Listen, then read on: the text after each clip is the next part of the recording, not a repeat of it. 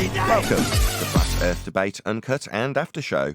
I'm your host Nathan Oakley, and if you are new to this channel, or you've not done so already, then be sure to subscribe, hit the bell notification icon and join button if you'd like to become a Nathan Oakley 1980 channel member and keep up to date with the Flat Earth Debate.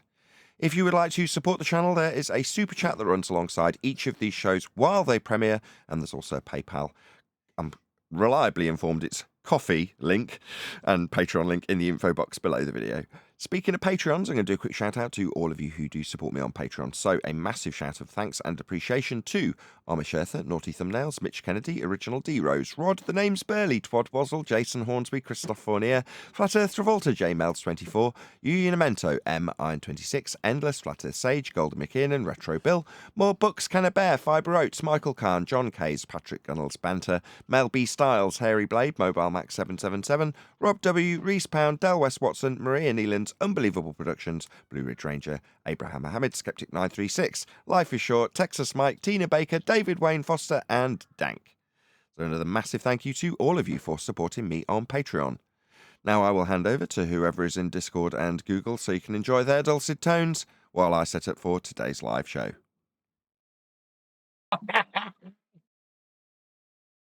Is he coming in low? What's that? Sorry. He comes in low often. How you doing, Neil? I'm doing well. Just a little disappointed with that whole thing with Sleeping Warrior. I like Anthony. Well, Nathan called it. Did you hear him? No, Call him a shill? Yeah, I listened back over and over again, and Nathan does break it down. He does say the stars. So I don't know what Anthony's talking about. No. Yeah, no. It's more, yeah. That's up to Nathan. He called it at the end of the deal there. You didn't hear that part of it? What part? What am I missing, Stevie? Fill me in. He said he called him a shill. Anthony's not a shill. Sorry, Wait. Hold on a second. Did you take Anthony's not a shill. Did you take that seriously about Anthony? Well, after listening to the argument, I did. And you realise Anthony's a good mate of mine, right? Yeah, I know he's a really good friend of yours. Yeah, I understand all about that. Right. The chances of Anthony actually, I said it to be sarcastic. The reason I said it to be sarcastic is because that is what Anthony draws as a conclusion whenever they do something he disapproves of. They're a shill. So in this instance, although I'm not particularly, I don't actually have that much skin in this particular race, right?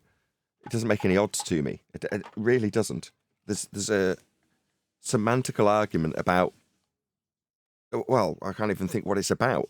It's just one of those things that it's like, okay, fine, they can argue the toss about this so we can be hyper-specific in future, and once we get down to the brass tacks of what we actually need to appreciate at the end of the argument, I'll prick my ears up, and in the meantime I'll try and follow along as best as I can. But if there's a disagreement, good, that's what we do here. It's not always amicable, but it doesn't mean that it gets personal, right? Well, you know, Anthony. So why did it get personal with him? I'm just going to say, sometimes you do. That's just how people are. So it was Arwen, now it's Anthony.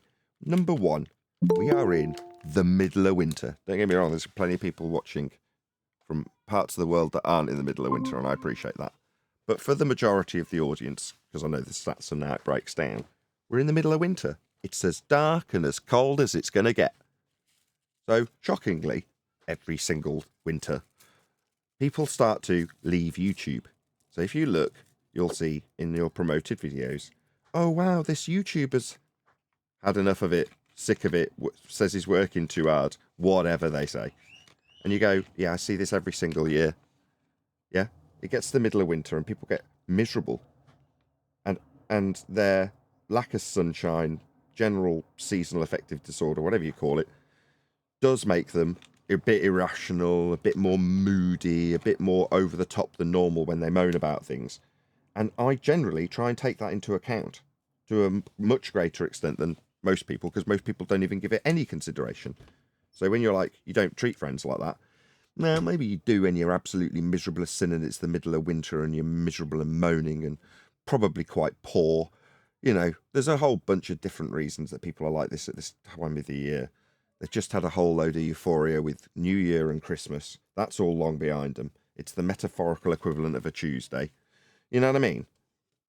You're far enough away from the next weekend for it to not be giving you any hope, and you're far enough away from the weekend you've been talking about on Monday morning to not have it have any bearing on your life. You've just got a week of work ahead of you. Well, that's what it's like in the middle of winter. So when people get like this, number one, I try and ignore them. In other words, okay, if you're going to be like that, I could become miserable by watching you being miserable, especially if it's about me. Or I can leave you to it until you realise that you're just a miserable sod, and hopefully by then there's some sunshine and some fresh flowers. That's my attitude. I have hope for spring, which I consider to be the new year. I did see D Marble do a little post on this. He was talking about the, numbers that go along with the beginnings of the months. It's like, if you arrange them in that order, it makes sense that New Year comes in spring. And you're like, well, isn't that obvious anyway? And we've covered things like Saturnalia and the changing of the calendars in previous shows. So we know that's the case, right? Augustine and all those people that change calendars over the time for various different political and personal reasons in some instances. So I see this as the darkest time of the year, and that really is all there is to it. And the way people behave, yeah, it's pretty crappy at this time of year. And you've got to try and maintain a positive disposition, especially when you're, this is maybe directed more to Arwin than Anthony. When you're in the same bed as everyone else because they're all broke, right? You are kind of like their, I don't want to say representative. You're just someone that they're watching on a video.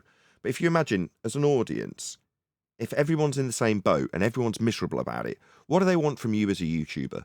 Do they, A, want you to moan about how miserable you are? It's like they can watch EastEnders or whatever soap opera you have in your country if they want to be brought back down to earth about how miserable life is.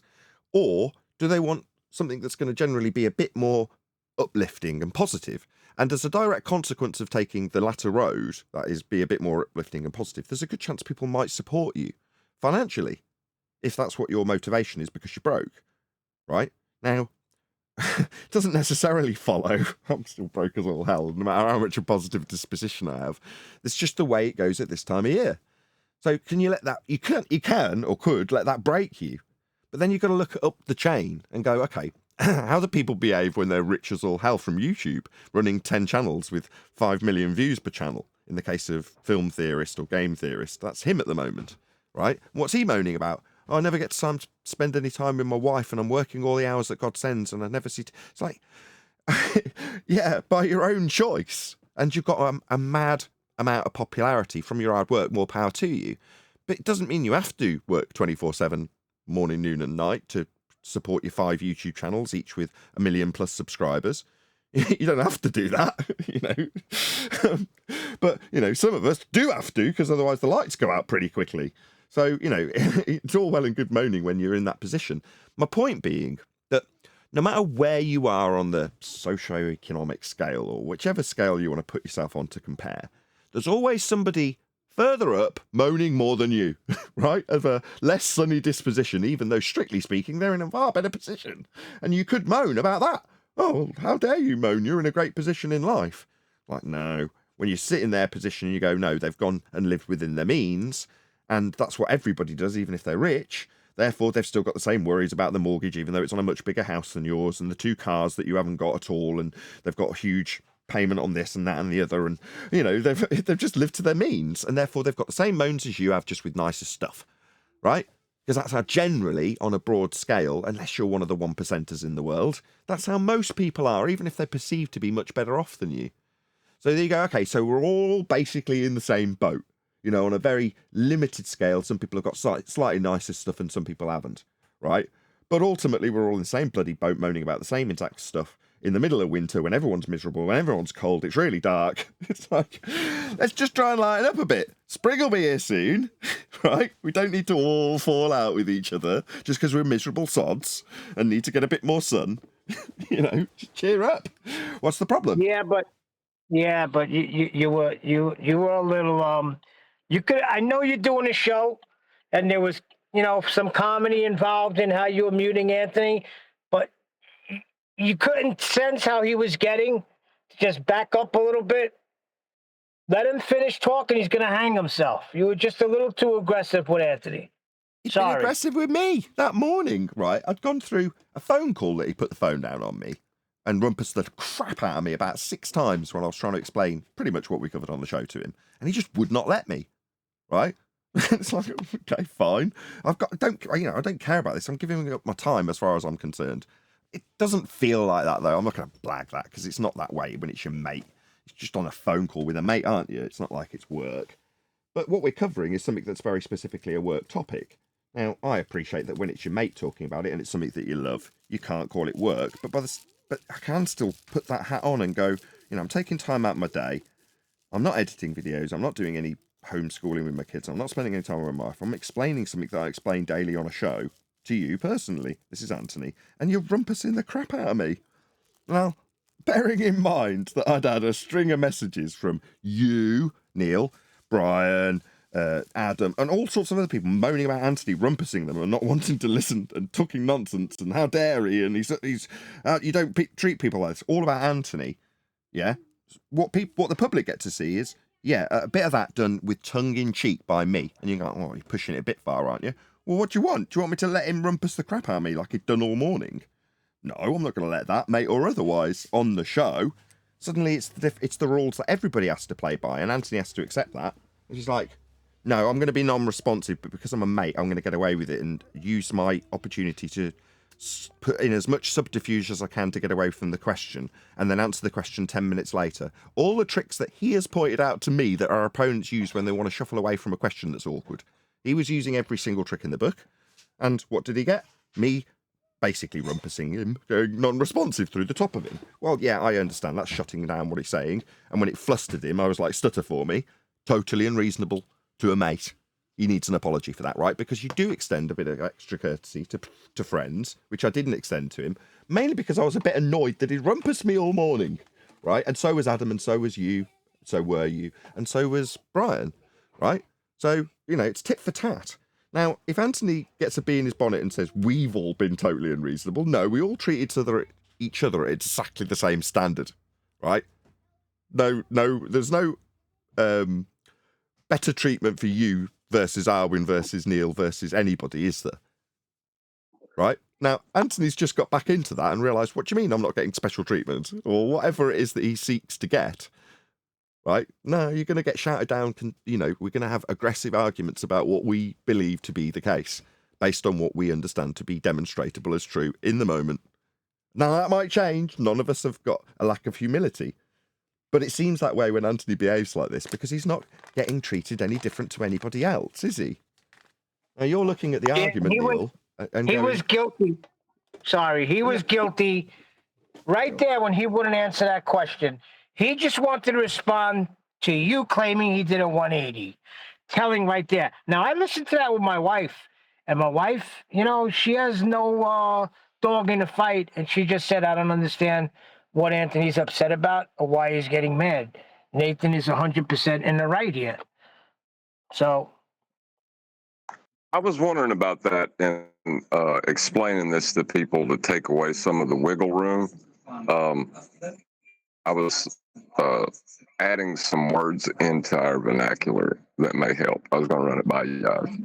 Let's go. Yeah, definitely. Because I understand and have understood for months since I passed out the idea of saying Earth's measured flat, that there's a certain contextual ambiguity that can be offered if you segregate out a certain definition of flat, or pigeonhole the person into saying, no, what you're now doing is making a geometric claim where one isn't applicable, and then offering up a scenario where it certainly isn't applicable. Now, those are all fairly nuanced details to understand. Does it in any way change my attitude? No, Earth is flat, and it is measured as such. I could say it that way, couldn't I? Who's going to have a problem then? Because the description of the world being flat accurate couldn't be any more accurate. And then saying it is measured as such is to offer a slight amount of ambiguity to not directly link the word with flat and measure. Do I care? Does it matter? No. Real quick Well, let's see before what John John has. goes.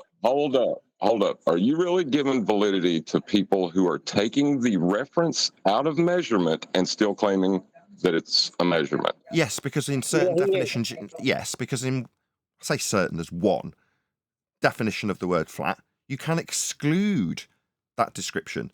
And you can then directly apply that to a certain field, which would be the actual measurement itself in terms of the topology of the land, or topography, whichever one's correct.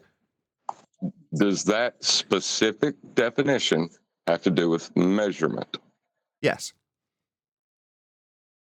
What is it? I can't remember. No, it doesn't. I get irritated every time I hear this stupid argument.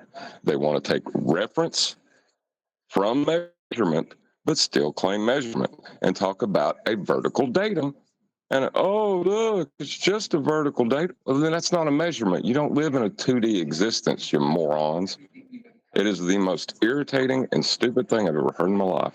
John, I'm right with you with that. I'm right with you. That's annoying as all hell. Yeah, but you can understand that if it's on the table, regardless of how irritating it is, that it's worthy of discussion. Therefore, like I said at the beginning, it doesn't irritate me. Because I don't care. Like that might sound, oh, you should. Well, why should I? Do I understand the nature of how the world's measured? Yeah, I do. I've got a pretty good handle on it, right? Is it flat? Yeah. Can somebody come along in a pedantic way and argue for 25 minutes that isn't flat? Yeah. So therefore, is it worthy of a discussion? Yeah. Will it change the outcome? No. Not at all. Right. Hold Okay, on, well, hold this on. is Wait, a- they're saying that it's like me. Go ahead, John. Well, this Guys, was I wanna go in what and I out. was thinking about Hold changing. on, there might be a sound Sorry. issue. Sorry, I'm really sorry, Righteous. Third attempt for you in a second. What did you say, Righteous? Is there a sound issue? Right. No sound issue. I want to say this quickly, and then I'll leave you guys to it. Since we're doing that thing on Friday, we're going to the politics server. I think you should advertise it, like during the live show and such. Fine. Just tell them it's 3 p.m. UK. Hey guys, we're gonna have this event on the politics server, and just kind of promote it a little bit. What do you think? No problem. Why? All right, that's it. Okay.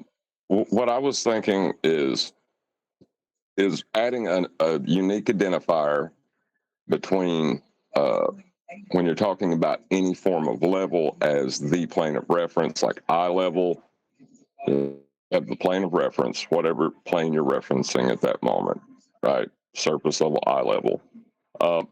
But surface level would have, it would be the prime reference plane, because all other reference planes will be parallel to it, right?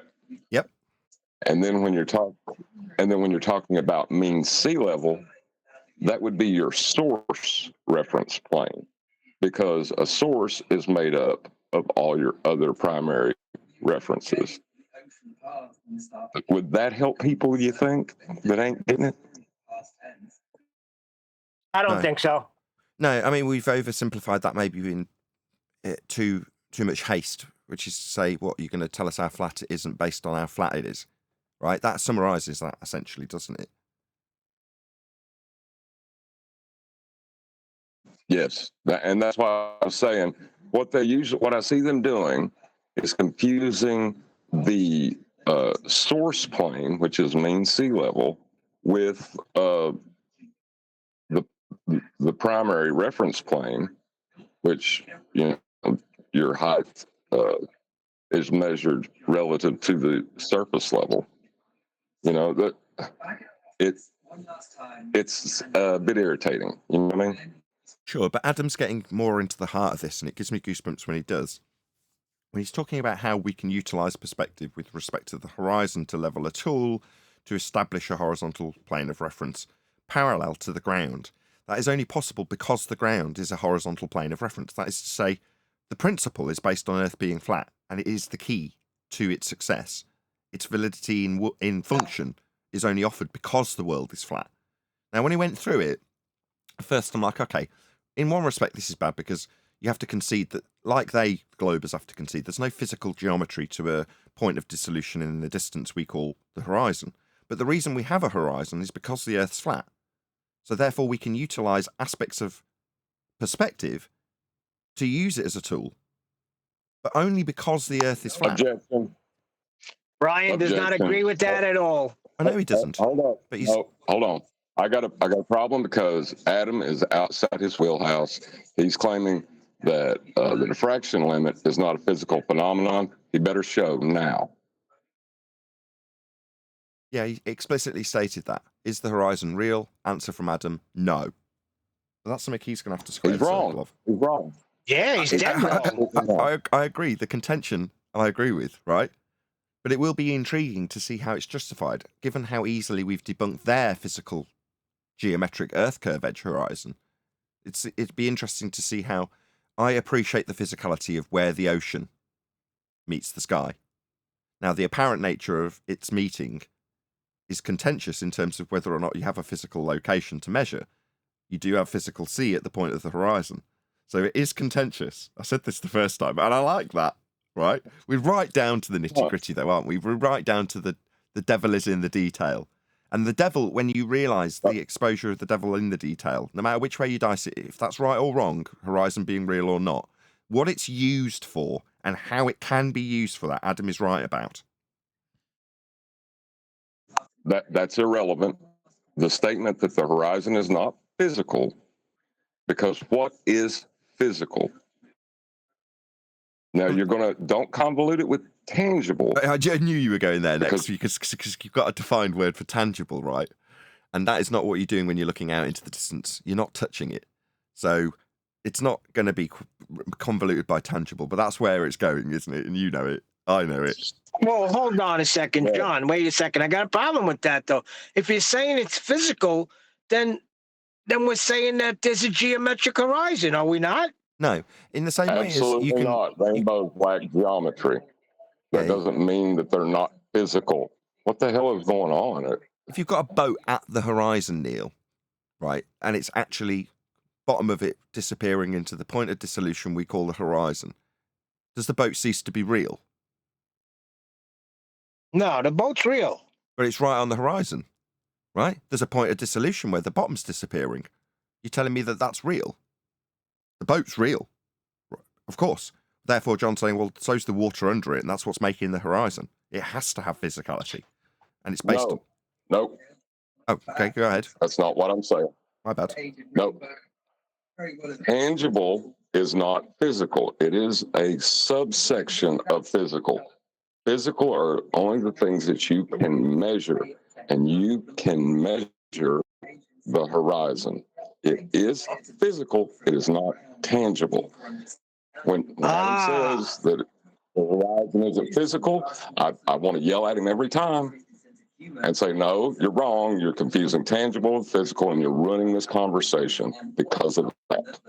So you just explained it perfectly. Hold on, Neil. So the sun and stars, therefore, by that standard, are physical, just not tangible. Absolutely. I mean, how else would you navigate if you weren't measuring them? But the properties of physicality, do they have to be tied down to how we behave, how things would instinctually behave if they have physicality, structure? Does a rainbow have physicality? We can see it. I'm going to go with no. It's only created by the eye. Oh, it has nothing to do with light, refraction. Yeah, and how we interpret that. Is that physical? It's physically doing something, yes. Yes, it's physical. This doesn't sit well with me. You're saying a rainbow is not physical. It's energy. That's how because it's energy, because it can interact with things. They say light is physical. Therefore, a rainbow has physicality. Yeah, but no geometry. It doesn't have to have geometry. That's what I'm saying. It does not have to have geometry or tangibility to be physical. But now, some people's worldviews, they have stolen the word tangible and replaced that with physical. So they'll slap a tree and say, oh, look, that's physical, so the horizon is. They're confusing tangible in their minds. Okay. We're getting into the deep part now. All right. That's what we do here. Now, this is the part that I think would solve the discussion between Brian and Adam. And that's why I said to make the distinctions between the planes and how they're defined.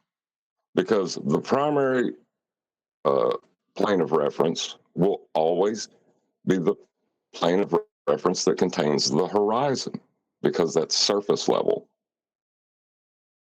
And their argument's done at that moment. I do that. Yeah, the fundamental principles of a horizon requiring surface level to form it means we have a surface level to form it. In other words, a prerequisite for the horizon and its uses is an Earth being flat to have that type of horizon. Well, it requires the water that is underneath a boat to also be at where you view as the horizon. Because it doesn't matter how far away the horizon is, that water has to be there. There is. It's not that the horizon is physical, but it's the apparent juncture between Earth and sky. You know, when I said it to my friend about what Anthony was saying to me about how there was no water at the horizon, he said, "But that's like saying there's no air at the horizon." I mean, the horizon is just an optical phenomenon. Do you know what I mean? But that doesn't mean that there isn't air and water at where you view the horizon. Because it's personal, the horizon, isn't it? Where you view it now and where I'm viewing it from somewhere else doesn't mean they're the same distance from me. That doesn't mean that those two horizons are the same distance from us. We don't know how far away the horizon is if we're looking out at sea. You know what I mean? It's just purely optical. Well, no, you can measure to it. That's the consistency of the height. Yeah, but that's because it's stable. It doesn't go up and down.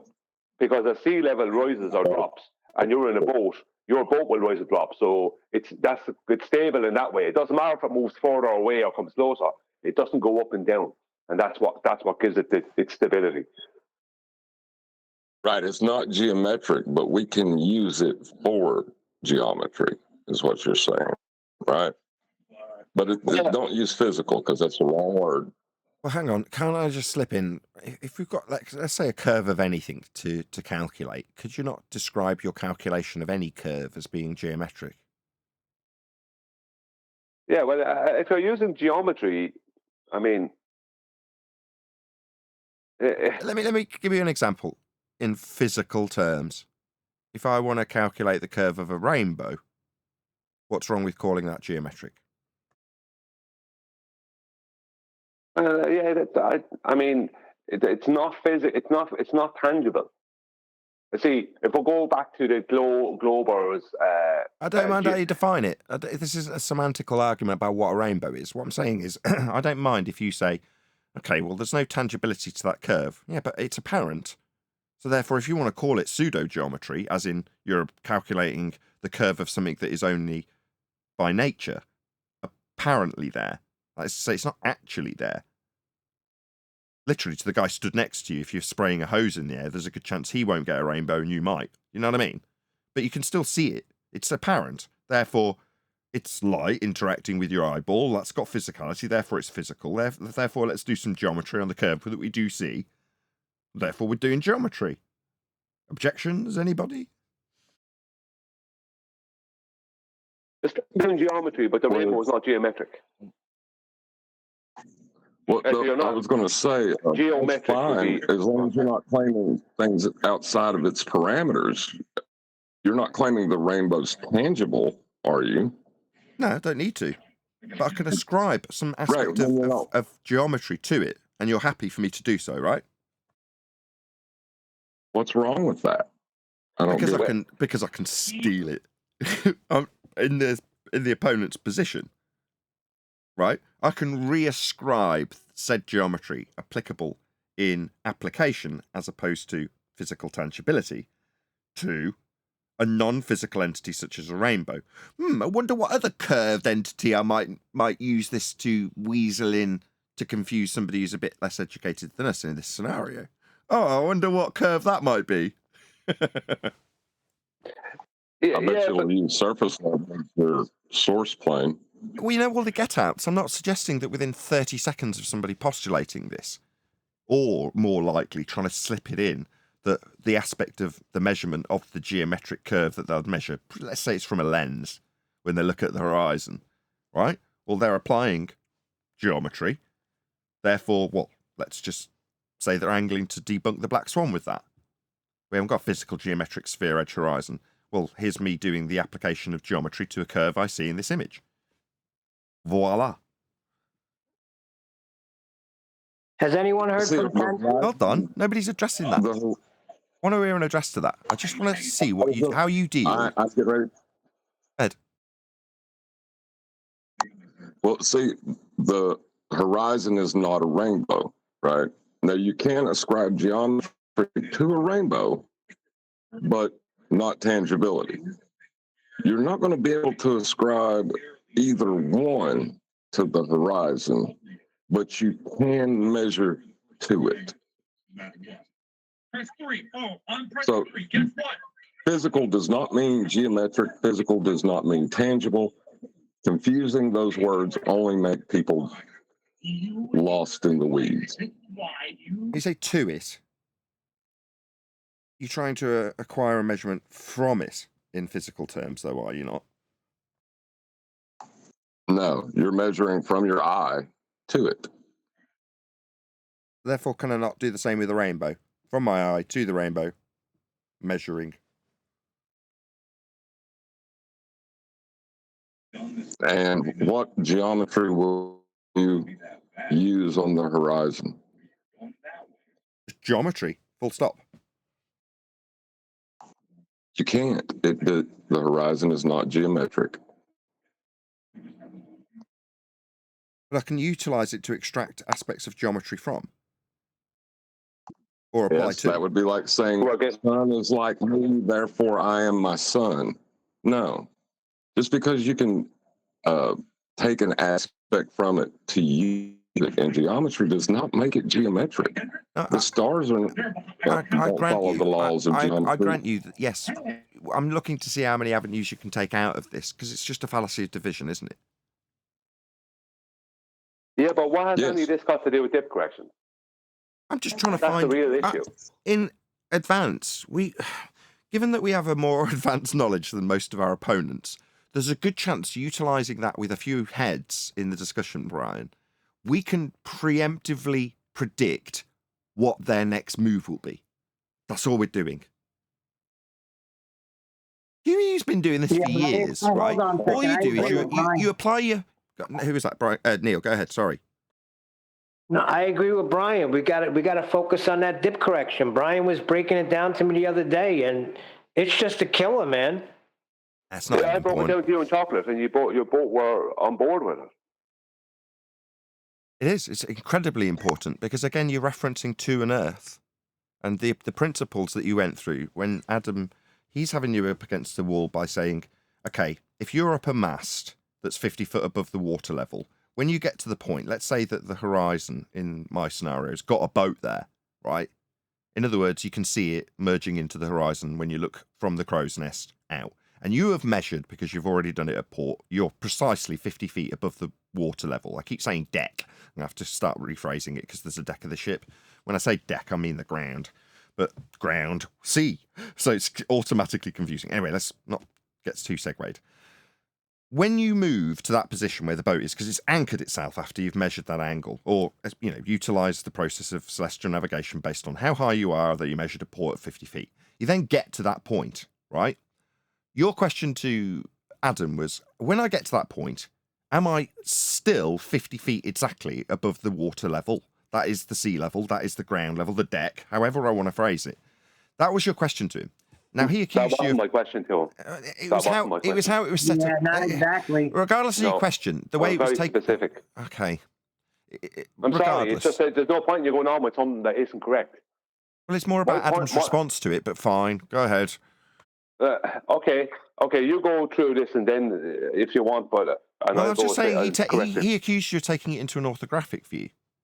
Whereas you're giving him, when I was following along with it, I was following along with a physical scenario where you move from one point to the next and were 50 feet with respect to the ground in both instances. That's what I felt you were leading him to do. And his accusation was to say you're putting it in an orthographic representation of the world.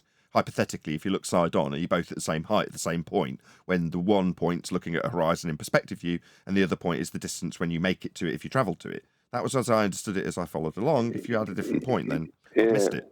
No. Adam brought in perspective and orthographic for absolutely no reason. I was talking about geometric, right? That was a red herring, actually, from Adam, from as far as I'm concerned. Because what I asked Adam is, if I'm 25 feet, my eye height is measured 25 feet above the water below my boat, and the horizon is hypothetically, I don't know how far away it is, but let's say it's hypothetically 15 miles away. Then at 5 miles away from the boat, right, in the direction of the horizon, are my eyes still 25 feet above that water? Yes. That's what I wanted Adam to give a yes or no to, and he didn't give any. And at 10 miles, my next question was going to be, at 10 miles away, are my eyes still 25 feet above that water? I wanted a yes or no on that, but I never got to that. And then I was going to the third one. Isn't that what I summarised? Hang on. At 15 miles away, at where the horizon is, are my eyes still 25 feet above the water that's at the horizon? And Adam was bringing in perspective into it. I was talking about an actual height above the water. That's what I was talking about. And Adam went down a red herring perspective route, which was not helpful at all to the topic. Yeah, you're trying to focus on how high you are above the water as you move, and regardless of... No, I'm trying to show how this proves that the water is that we have horizontal water. That's what dip correction proves. Right here. Yeah. This right here is why I said there needs to be a distinction made between the primary reference plane, which is surface level or sea level at the time of measurement, the plane of reference, which can be your eye level, any level can be a plane of reference, and you can use the primary plane of reference as your plane of reference. Don't let them do it, John. The distinction between the source reference, because it is just getting people confused. He's saying John, that this is the most important point, Roto, and you're telling him don't do it in the middle of him trying to stress the importance of the point. You're telling him don't do it in the middle of it, which is essentially hijacking him. But go ahead, Roto. What's your objection? Well, I say, because there's no need. You don't bring the difference between what Anthony and Brian was talking about. It's where you create your horizontal level. There's no need to create one in the crow's nest. You bring it down to the water, where the crew is, where the ship is, where the earth is. That's false. Yeah, but that's never enough away. Hold on. He's made a statement. Let him to the end of the rest of it, and then we'll address that particular point. It's been noted. All right, you object. No, we don't bring our eye down to the level. That's your objection. He's heard it. He's going to carry on to the end of his point. That's not my objection. It's not my objection. It's John's objection. Have my objection. What's your objection? That this is going off away from the point I'm trying to make. This is not my point. The point is it doesn't matter if you're in the crow's nest or where you are on the boat. If you know your measured height above the water underneath your boat, is the water at where you see the horizon still that height below your eye line? Yes. Yeah, exactly. That's the point. It has to be for the dip correction to work. So consequently, you're proving with dip correction horizontal water. Is that possible on the globe? No. Thank you, Brian. Exactly. That's been my point for 3 years. Yeah, it's incredibly important. We all understand I get it. though. I get it. And I have got it for maybe the last 2 years, maybe the last 12 months. Who knows? But the point is, I understand you stressing this importance. It's very, very important. It's the most important point in celestial navigation. There's no point in talking about anything else. You don't need to. The dip correction proves, because that's what gives you your horizontal dip. The dip correct. Now, the only secondary point that we bring up from celestial navigation is the site reduction tables, where in the almanac it's pre-assumed that the vertex and the adjacent of your elevation angle is at mean sea level. Also proving horizontal water. Agreed. Now, I think it's one step along the complexity ladder that you don't need to be the starting point to utilize all of these tools is the Earth being flat. And that was kind of the conclusion that Adam was drawing in, even though he was doing it from a perspective point that wasn't a fair rebuttal to your point. And I agree with you now. I've heard the full. I didn't understand it, Brian. Now I do. But I do feel like I could blame Adam for that. I could be honest. That said... Yeah, he confuses things. That said, it took an hour to get to Adam's valid point about perspective and how it's forming a horizon and how the level ground achieves that. So that was also extremely valuable. But because you both at each other's throats disagreeing about how your contrasting points don't disagree with each other, where you both feel that they do.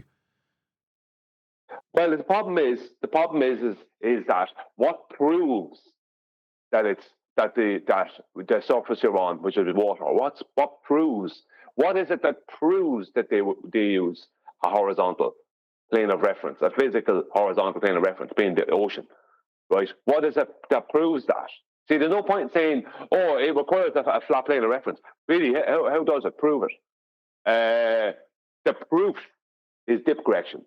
Dip correction proves. No. You're going about asking a question. How do we go about proving that something that's being utilized as flat and functions flat is actually flat? And you're saying, well, when we can test the limits of what is already being put into practical application flat, we can show that it's flat by this means. And I just see that as being one step ahead of complications. No, it's not. It's actually the step you should be focusing on. This has been my point for 3 years. Because as soon as you start talking about elevation angles, the ballers want to start talking about tangents, right? And all this other rubbish. When you go into dip correction, there is nothing, they have nothing. Dip correction proves that the surface is and has to be horizontal. It proves the horizontal, Brian. and that's the point. Hey, Brian. Can I get my objection now, please? You can. Go ahead, John. Then Roto. We've got about a minute. Right.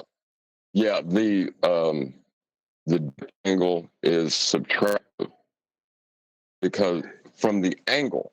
Now, you can use your height above the sea. It doesn't matter. That point doesn't matter. Just let him get to the end. Just let him make the full statement. Start again. Let him get all the way through it, Brian. Please. Now, you can take your height above the sea to figure out how much you are going to subtract from your angle, which will bring the line to your eye level. Yeah, I know that, John. But that doesn't matter. It doesn't matter whether you describe the line as coming up to the eye line or the vertex going down to the water. The correction is the same, and the correction involves the horizon. And the only way that correction works is if the water at the horizon, right? The only way, it doesn't matter what way you describe it, the only way it works is if the water at the horizon is in a horizontal with the water underneath your boat, regardless of how far away the horizon is. Okay, Roto, go. Brian, you're absolutely right, man. When you were talking to Anthony and Adam the other day, you waxed over the general point, which is what you're pointing at ultimately is the flat horizon. But where the convolution came in was your discussion with Anthony, and it's where do you establish the elevation line.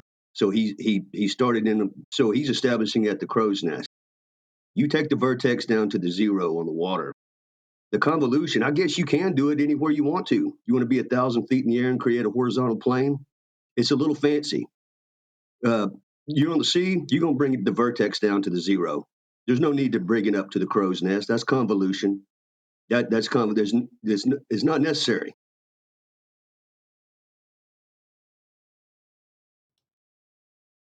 Hello. Oh, good to have you all. Good to be back.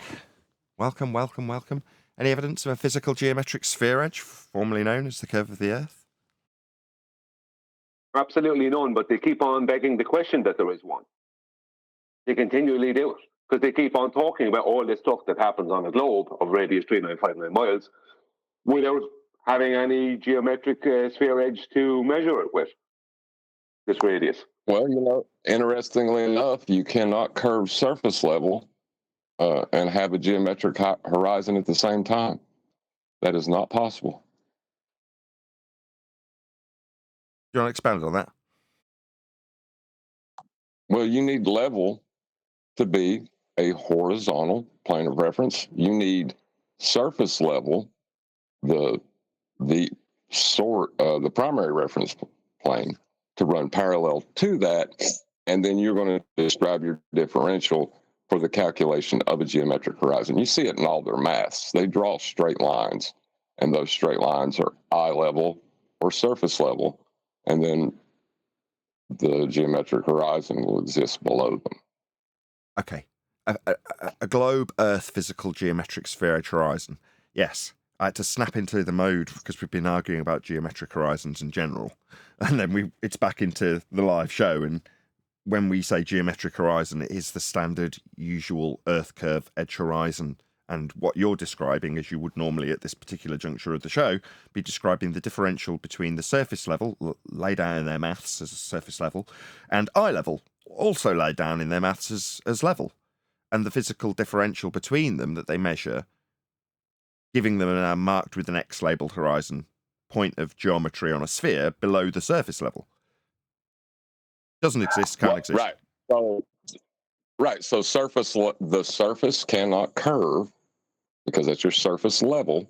That cannot curve if there's such thing as a geometric horizon that actually exists. Yeah, the problem with basing a globe Earth claim on reality is that you have to derive some form of measurements from reality, and you have to have reality principles line up with how you might actually measure this stuff. Now, you can infer the old switcheroo with the horizon that is actually perceived when you look through a camera versus the marked with an X inferred horizon that nobody can see and nobody can measure, and it's been disclaimed since 2020 that we only get to see a refracted geometric physical Earth curve edge horizon derived from a surface level and eye level differential. That's a flat Earth measurement in the first instance. Now, when people say, oh, they have to include the truth, conspiratards, they have to include the truth. No, they don't. If they're going to reference reality, a lie is generally seated in reality. Let's say you want to avoid lies. Therefore, the best way to reference your lie, your story that isn't true by omission for the sake of argument, is to reference all things that are true. So in this case, when you look at the Earth curve maths, it's got surface level in it. That's the surface level. It's not the Earth curve edge below it in geometry. When you look at things from a perspective that you can never achieve, that's an orthographic view. See in the side of your own head. But Nathan, this is a point I made in the past, and I made a video, or at least one video on. When they reference Polaris, now QE made the same, basically the same exact point, actually, before I actually did, and before I made the video. When they reference, their whole globe comes from elevation angles to Polaris. It's flat Earth elevation angles to Polaris, and this is another place where dip is so important. Because why it's important is because they can't use tangent planes for that plane. They have to be referencing. What I mean, they can't use a reference to a tangent plane. They'll have to have a tangent plane for their angle, but they have to reference a globe's geometric edge within that plane. They have no way out of it because. I've got to stop you. Just rephrase it differently. Just rephrase it so people understand and can follow. When you say they've got to reference a geometric edge, what you mean by that is they've got to reference their Earth curve, which is their horizon, because it's marked with an X and labelled horizon and geometric and globe shaped. That's what they think the horizon is. So when you say they've got to refer to a geometric Earth curve edge, or however you phrased it, we're still talking about the same thing. We're talking about a horizon that will be measured potentially with a tool, but their horizon isn't the horizon, but it has to be, which is why this breaks down. I just wanted to make it clear that we're talking about Earth curve, and that Earth curve, Brian, saying they have to reference with a tangent plane. They don't have, but it's the horizon that's going to be the downfall, and I want people to be clear that we're talking about the horizon. Go ahead, Brian. Sorry to interrupt. Yeah, I don't use the word horizon with them because they don't technically have an horizon. So maybe being a bit over technical, the way the slope is zero. But anyway, back to the point that I was trying to make is that for them, they can't claim 7/6 and greater than 7/6 or when it comes to Polaris. They have to be referencing the actual surface of their globe. That's what they have to do because this is my point. They back engineered flat Earth elevation angles to Polaris that gave us our latitude and longitude grid. But if you look at their actual claim concerning their angles to Polaris, the horizon is always their globe's geometric horizon, always, because it has to be. It can't be a refracted horizon or any other silly nonsense that debunks their geometry anyway. But the point is, they can't claim that there. They must reference the surface of their globe and nothing else when it comes to Polaris. And that's why the flat Earth elevation angles to Polaris, right, to Polaris, creating the latitude and longitude grid, and then it's being back engineered mathematically to create a globe, right? That's why that's so important. Not only does it prove that they needed a flat Earth to do that, but when it comes to their claims concerning Polaris, they can't claim that the horizon is a refracted position. Because the only way for it mathematically, if you look at that, one second, let me finish. If you look at it, because they have it orthographically, the only way for it mathematically to work is that there is no 7 or greater than 7/6R. They were referencing the actual physical globe itself. That's the only way it works. Yeah, John. You invoked the tangent plane. Hold on, someone else is trying to get a word over you. Whoever that is, let me know and I'll let you go next. No? No one have been into it? Go ahead, John. Right. They may try to say that eye level or surface level is a tangent plane, but for them to correlate it to reality, they must label it as such, and it is always done if you are going to have a geometric horizon calculation. So when they talk about points of tangency, well, what are we going to call these points of tangency? And that's when you start laughing at them. Yeah, but I think you've kind of missed my point a little bit, because that's kind of, I'm not disagreeing with that, but it's a bit of a red herring away from my point. The point is that if you look at what the claims they must make concerning Polaris, right, and their angles to Polaris, what blocks the mariner's view, right, what causes the apparent right and fall rate of Polaris is that the mariner is either going back down over the curve of the route or coming up over the curve, and the blocking point is their physical, right, geometric horizon. That's their blocking point. Right? There is no refraction. There's no 7/6R greater than 7/6R. They can't do that because the whole point of this is that they're trying to claim that this is how you get latitude. They can't claim, and because you can't get latitude with a refracted horizon. Do you know what I mean? They don't have latitude. You can't calculate a physical geometric horizon without surface level and eye level being parallel friggin' planes. The argument, there's no argument past that. It just don't call it a red herring. Just acknowledge it, Brian. Just say yes, Brian. Not that I disagree. Okay. What you're saying, he's not arguing against you. Therefore, if you calling it a red herring is going to make it sound like he's trying to disagree with your point or offering up a counter argument that's not relevant to your point to distract from your point. And I don't think he's doing that. But it's still a red herring, even if it's not intentional. Okay. So if it deals with the primary use of language and the words that you're using, if it deals with the primary source and language that you're using about the geometric claims you're making, it's a red herring. Got it.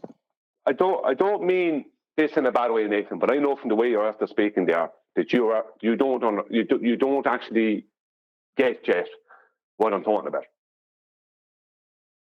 The importance of what I'm talking about. Did you just hit me with the you don't understand? I'm sorry. It's you're faking the front, Nathan. Because what you just said earlier, you said they need to adhere to physical reality. You were talking about their globe. If it's a globe, they'll have to adhere to physical reality. This is where they must adhere to their. This is the one place that they must adhere when it comes to Polaris. They must adhere to their globe's geometric horizon. They must do. That's the only way for the calculation to work. And the reason they have to do that is because it comes from flat plane measurements. Yeah. Where they on that note, just a quick shout out to an audience member. How's that geometric horizon working out for you, Rufy? Good? Good?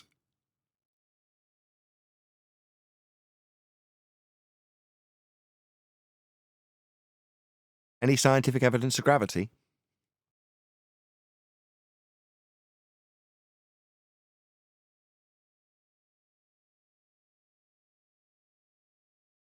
Negative.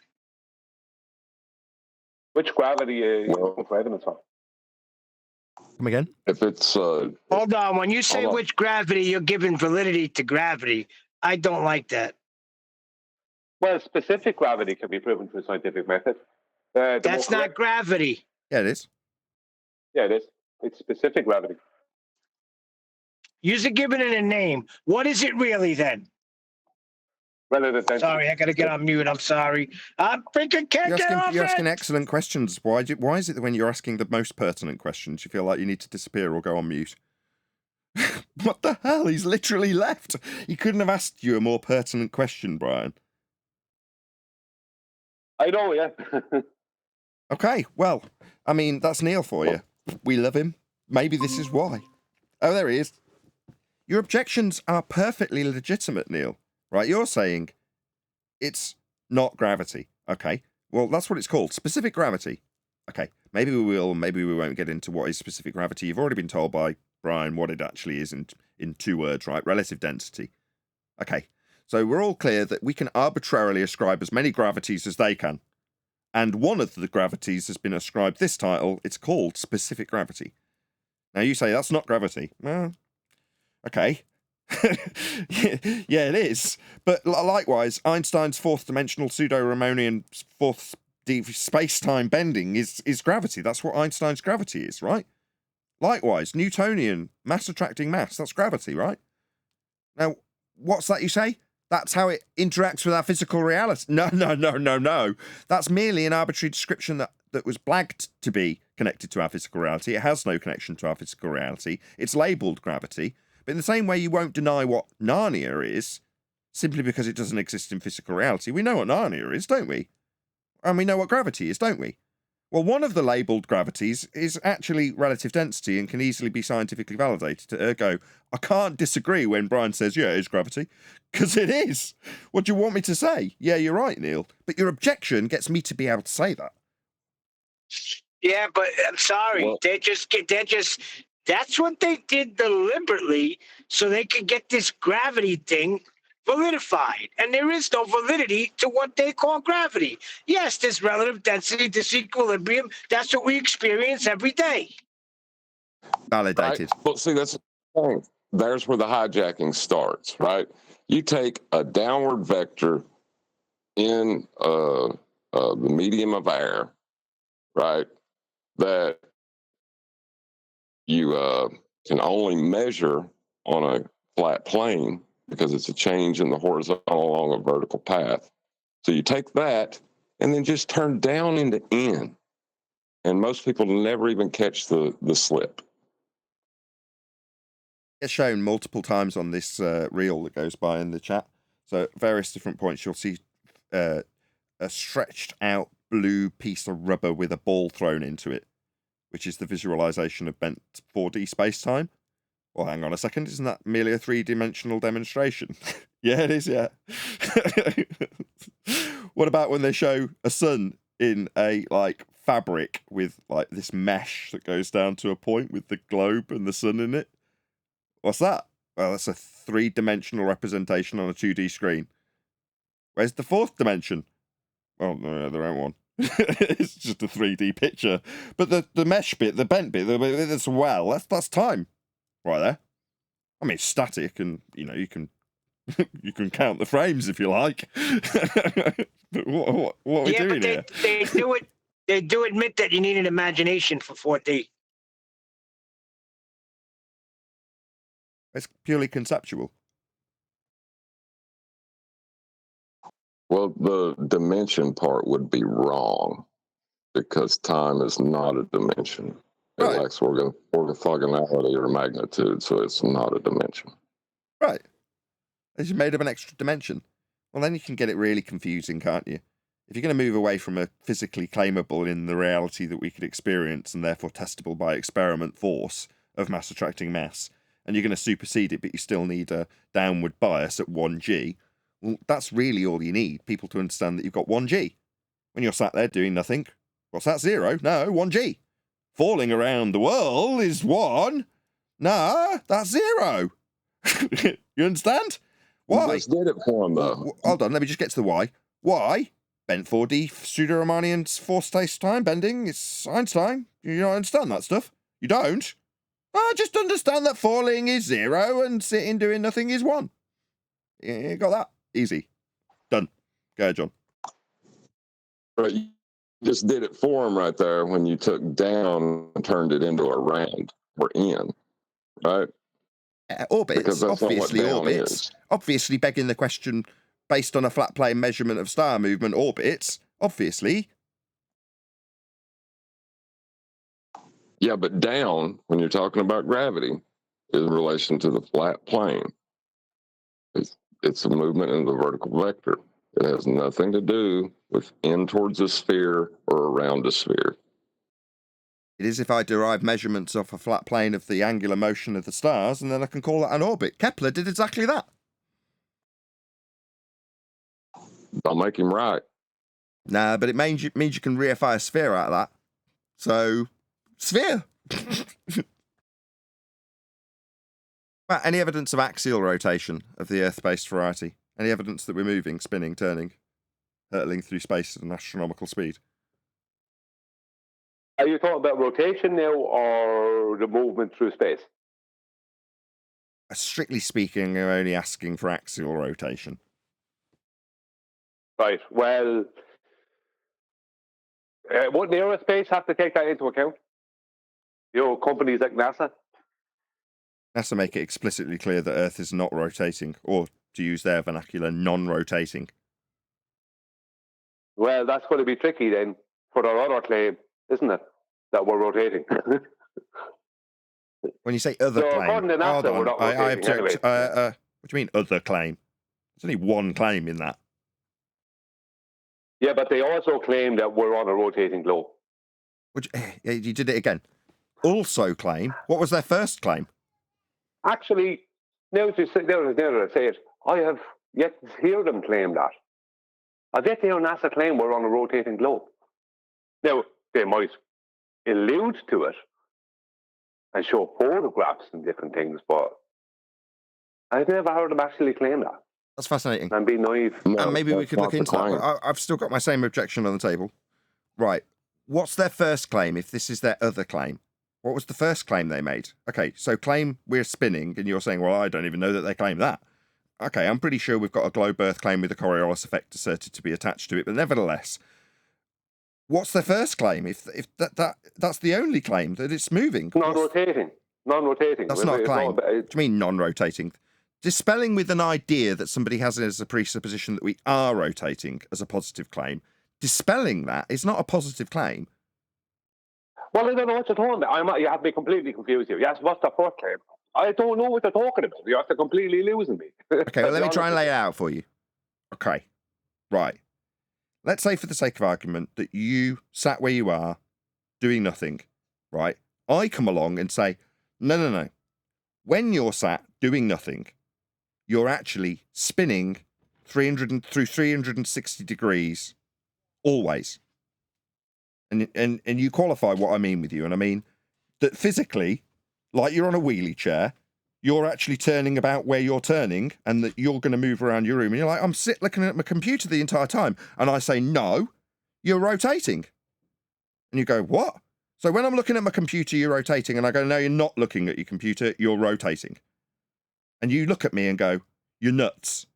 And I go, no, I've got a positive claim that you're rotating.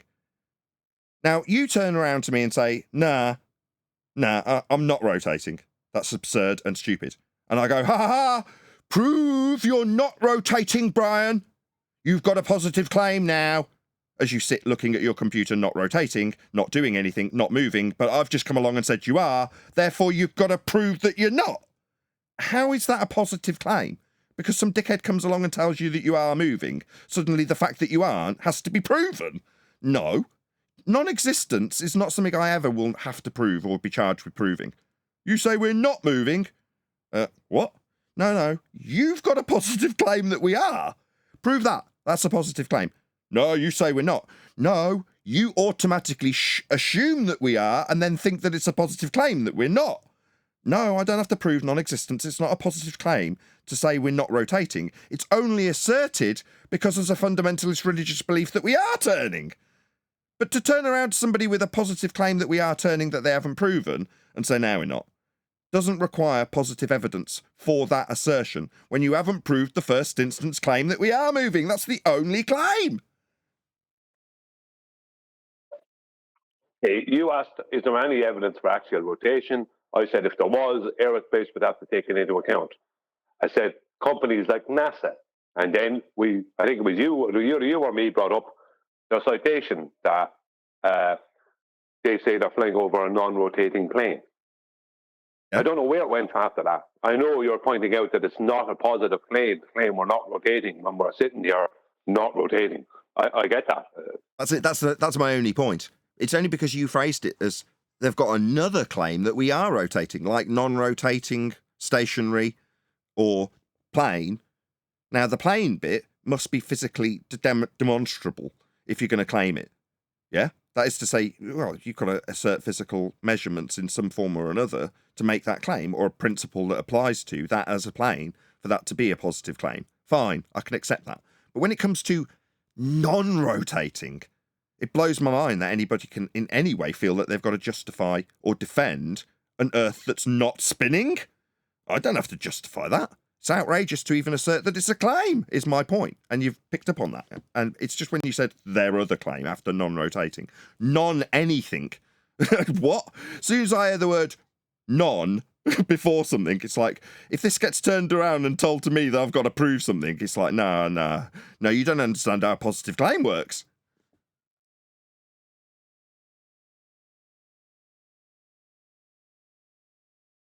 Prove you weren't at the murder scene. There's a murder that happened up the road from me, Brian. Prove you weren't there. How dare you? Prove I was there. That's the attitude, isn't it?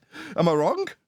Right. But under that, would it be acceptable to say prove that level is a horizontal plane? Is it reasonable to put in the court documents that we explicitly state Brian's non-presence at the crime scene? This has not been justified or proven. What, my non-presence at the crime scene hasn't been proven? Yeah, you better get on with proving that you weren't there. How dare you? Prove non-spinning. Get lost. Prove it is moving. Hold on, that's an excellent illustration, Nathan. That's a good one. I never made a negative statement in what I said, though. Would you take that as a positive claim? Repeat it. Level is a horizontal plane.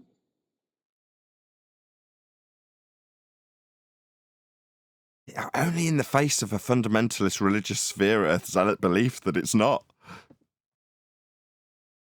The same way NASA's got to declare non-rotation. How do you make it into a positive claim? It is what it is, isn't it? Right. And even in their maths or when they try to describe it or measure it, level will be a horizontal plane. That will never change. Only in their rhetoric, when they deny their own claims, will that ever change. The principles of a horizontal plane are applied to Earth. That is the long and short of it, isn't it? So it's like, how can you turn a practical application into a positive claim? It's just axiomatic. That's the thing. You know, it's not really a positive claim. It's just what is. Yeah, it's axiomatic. You're right. As opposed to, I assert, as a positive assertion, that Earth is anything other than how we fundamentally deal with it. Like, well, that's how we fundamentally deal with it, though. What are you saying, other than stating the bleeding obvious? I sometimes ponder how we've been taken onto a globe to only come to the conclusion that if something has no positive assertion or seems blatantly obvious, in some ways it's easier to convolute it into a positive claim. Because, well, you just took it for granted. It was never being asserted. Let's say at the point that somebody comes up with the idea of a globe, right, nobody's questioning it because it's beyond question. Therefore, well, if nobody's questioning it, all the more ease will be offered when we come to lie about it. If it's something that someone's always questioning, maybe that's where their weakest point is, because people have always questioned what the sky is, haven't they? Right? That's the whole purpose of NASA. That's where the most money's spent. What am I talking about? It's where they plumb all the cash. That's me thinking they don't fundamentally own the sky in terms of propaganda. Yeah, they do. What am I doing? I've been detached from NASA for too long. There's loads of propaganda about what the sky is. They claim you can go and find land there. Right? Oh, we live in such a strange world.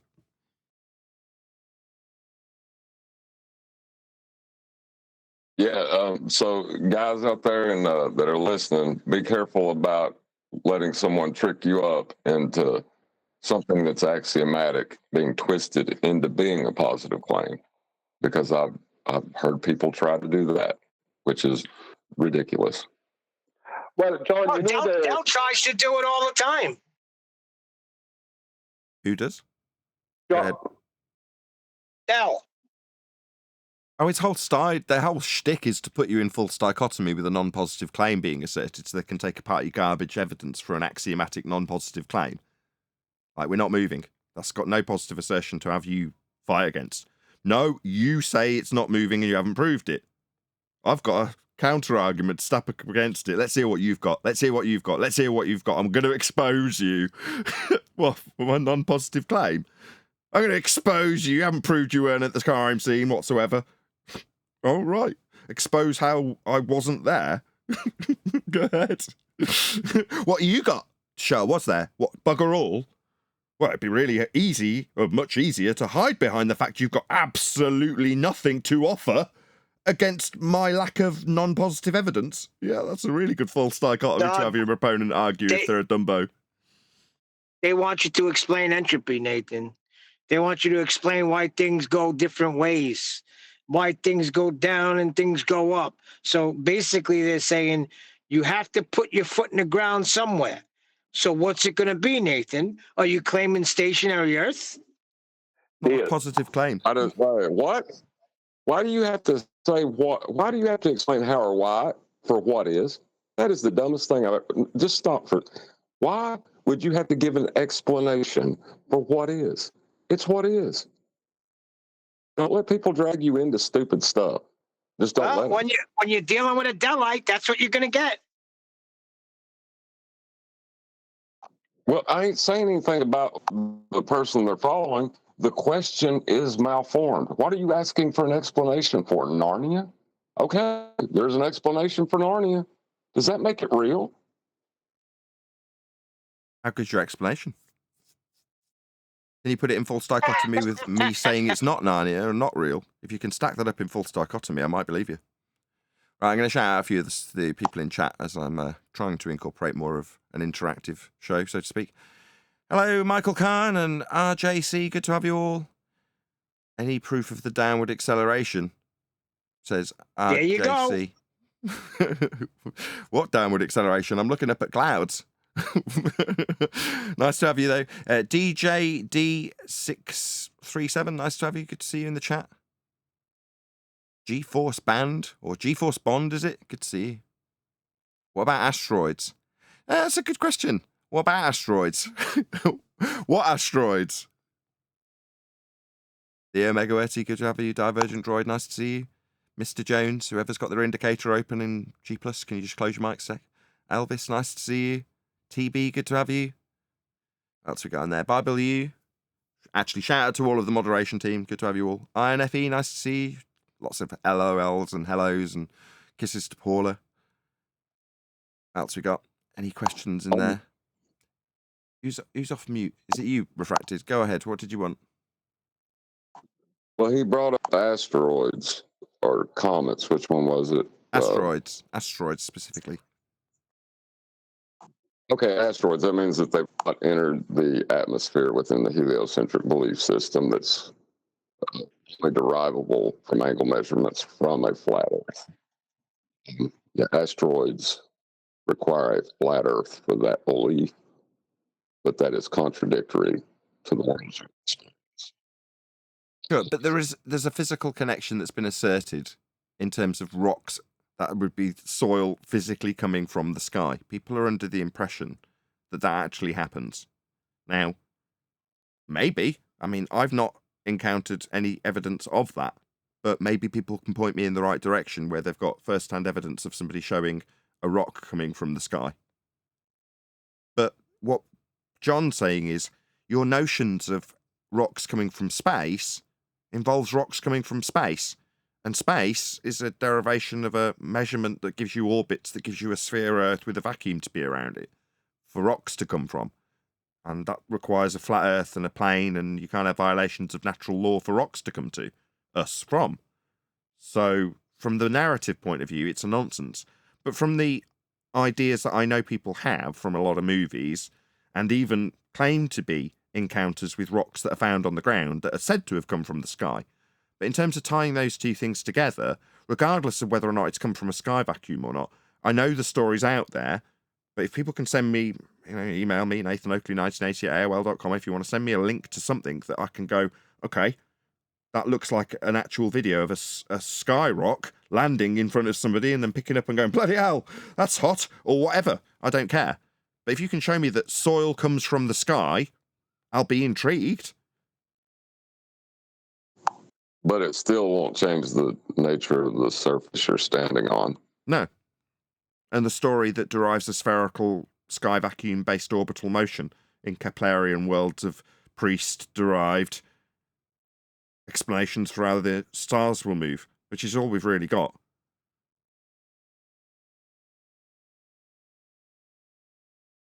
Right, did I say hello to everyone in the chat? Tanya, nice to see you.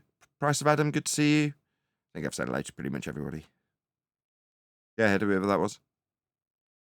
Yeah, I suppose I have to address it. I didn't want to be doing this because I don't want to be. I don't know. Neil, would you please stop bringing up Dale and all this other nonsense, please. We were on a good topic. There was stuff to talk about. Now I have to. As soon as this comes up, I have to address it.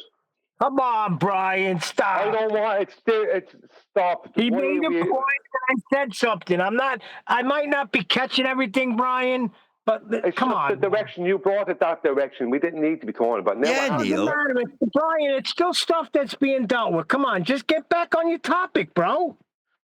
No, I have to deal with this now, right? Because I've dealt with it every time it comes up. I deal with it, right? And I've dealt with it with a video I made. There is no weight within the paradigm. Just going to stop because you came out with a video, Hang on, I'm going to solve the problem as you brought up the topic. There is no weight in the paradigm Dell and them are promoting. Weight does not exist. That's from Dell's own admission to me when he was on this show. Now, how does a weighing scales work? Weighing scales requires a solid, right, stationary plane underneath it and something on top of it putting pressure down upon the scales, upon the springs, right? That means something would have to be pressing down upon it. Now, that would mean within their paradigm that if I stood on a weighing scales and Nathan stood on a weighing scales and John stood on a weighing scales and Neil, you stood on a weighing scales, that it would have to always be the same. There would never be any difference. That actually, because there's no pressure going down on the springs, right? Because there's no downward pressure, and I have no weight, Nathan has no weight, John has no weight, you have no weight, then their scales will always read zero. Always. Because the only movement is up, right? I don't have weight to put pressure against the movement that's coming up within their paradigm. So if the earth is moving up, and I have no weight, then I have no weight, so no inertia, so there's no way for me to put pressure on those scales. So it's not even that the scales would read 10 pounds for each one of us. It would read zero for all of us all the time. Everything. You put a car on the scales, it would read zero. Everything reads zero because there is no weight. There is only an up, there is no force down. For that scales to have a reading upon it, the weight needs to exist, right? And for weight, if weight exists, then their paradigm is finished. And it does exist, as we know, because we have weighing scales and can weigh things on it. That's the problem. That's completely destroyed. I don't care what effects they see, whatever they are, they don't have any connection to an upward moving earth, as weighing scales debunks that notion. Weighing scales also debunk Einstein, right, who had a similar notion. You can't have weight and not have weight. You can't have two. It's paradoxical. So if there's no weight within that paradigm, and there isn't, right, then there's no way for weighing scales to ever register a weight. because there's no downward force. There's only up. I mean, I would require, even if the Earth was moving up, right? Even if the Earth was moving up, I would require a downward force to cause a reading on a scale. But if I don't have any downward force, which I don't within that paradigm because I don't have weight, then the scales will always read 0 for everything and everybody. That's the end of del. So, Brian, you're saying they're trying to use this paradigm with what they're trying to say is going on, and they can't do that? Well, if Del stands on the scales and it reads, I'd say Del's a big guy, so it probably reads about 17, 18 stone, right? That's the end of his paradigm that he's trying to promote. The fact that he can stand on the scales and they show him his weight is the end. Because the whole point of the upward moving Earth is that there is no down. The down is only apparent, that there is no weight. Things aren't falling down because they have weight. They're not falling through the air because they have weight or density. It doesn't matter. There is no downward force. It doesn't exist within our paradigm. There is only an upward force. Right? If there's only an upward force, then I don't have any inertia because I don't have any weight, so I can't press on the scales to cause the scales to have a reading. Because I don't have any inertia. So if I have no inertia, then I can't resist acceleration or constant movement. I can't do that. I have no resistance against that because I don't have any weight. That's their paradigm. That's what they're claiming. One of those subjects that seems to be part of Flat Earth to keep us arguing amongst ourselves in some form or another. So there's all sorts of examples of it. You know, when I first arrived, it was concave. You've got Ethereum. You've got upward rising Earth. What else you got? There's a whole bunch of them, right? That are just inserted in.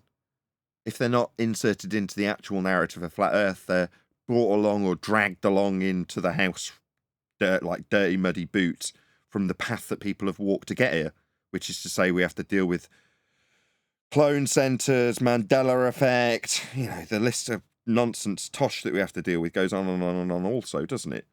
Well, these subject matters are just folly, and 9 times out of 10 they've got a direct connection to something paralleling heliocentrism to keep that in the argument.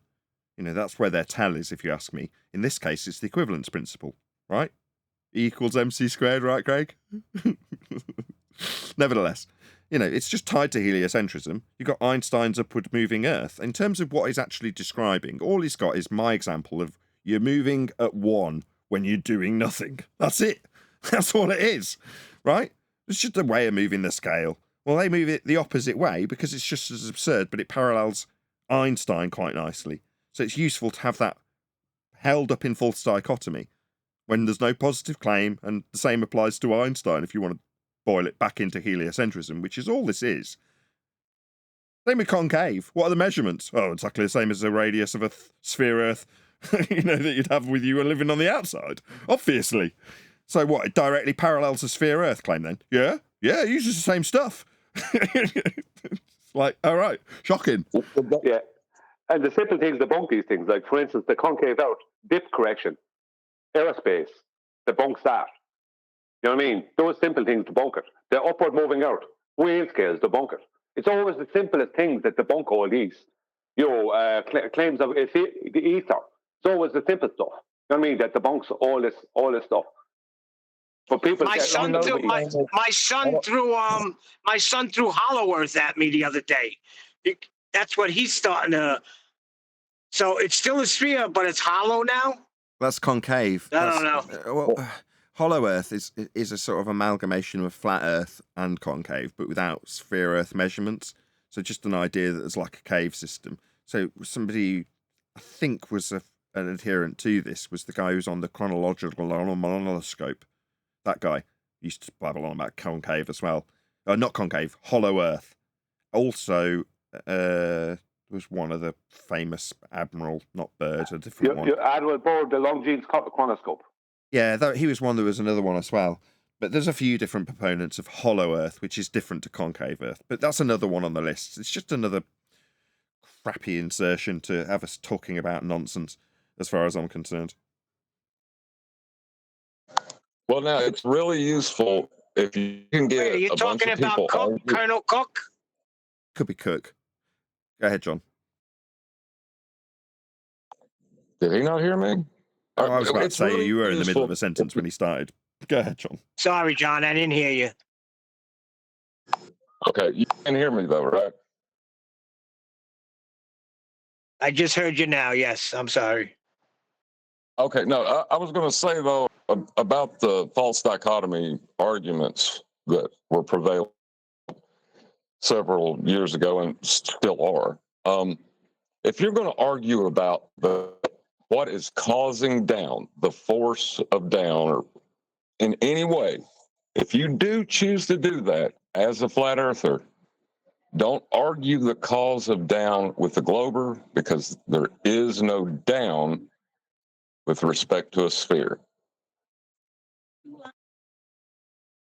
So lay the Well, ground. what is there then, John? Well, no, what In? he's saying is if you're going to argue with it, you're going to say you need a flat earth to argue this. If we're going to talk about downward bias, downward vector, anything that's with respect to a vertical axis orientation, it will, in all instances, be with respect to a horizontal plane of reference. Therefore, to argue gravity requires a flat earth. To require a flat earth to derive measurements that will also give you orbital motion. It's the same principle, right? If you're going to start arguing that we've got an orbital motion, how do you get your measurements? Off a flat plane? Well, how are you going to get a downward orientation when they've gotten around? I got around it right at the start of the show, didn't I, John?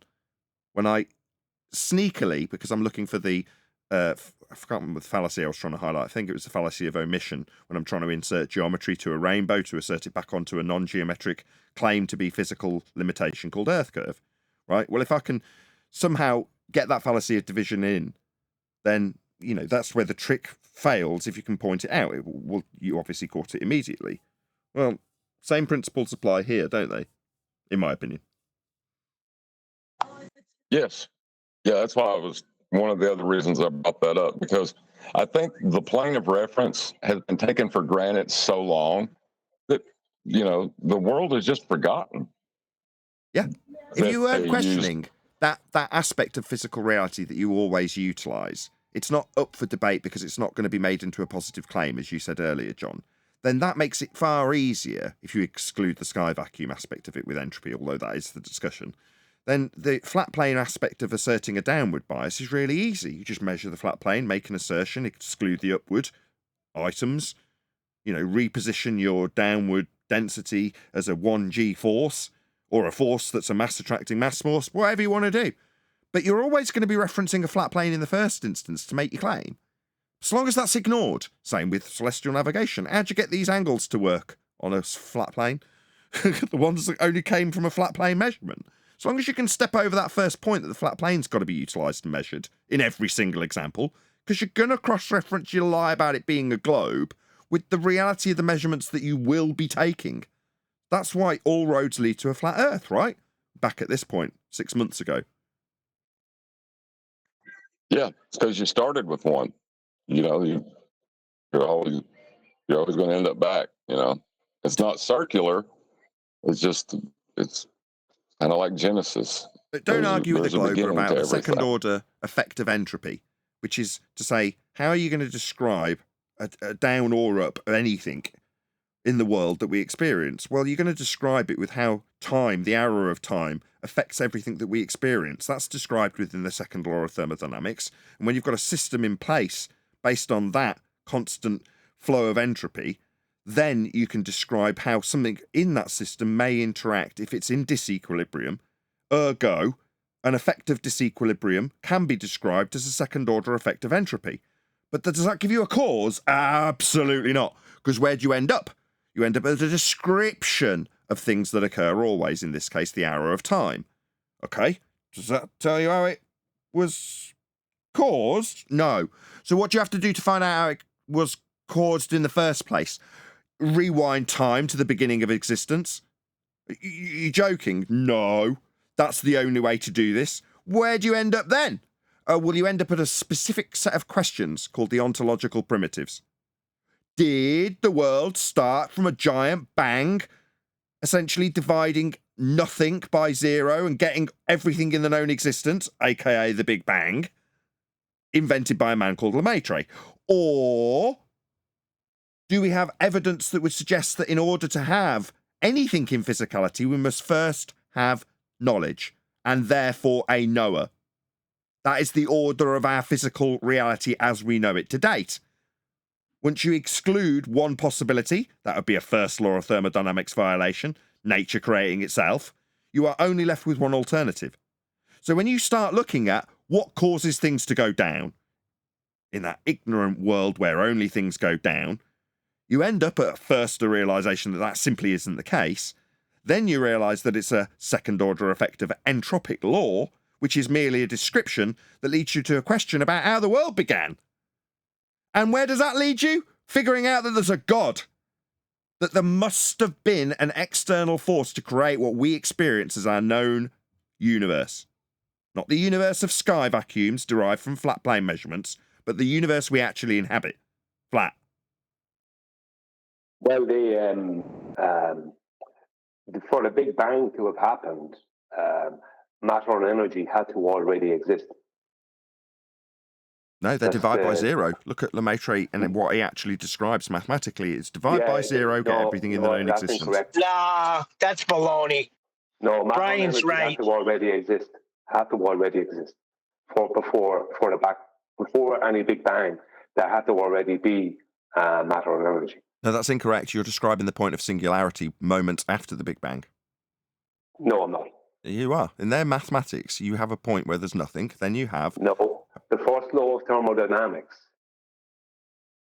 Oh, sorry, not Lemaitre's Big Bang, but yes, you're talking about the actual law that concludes that.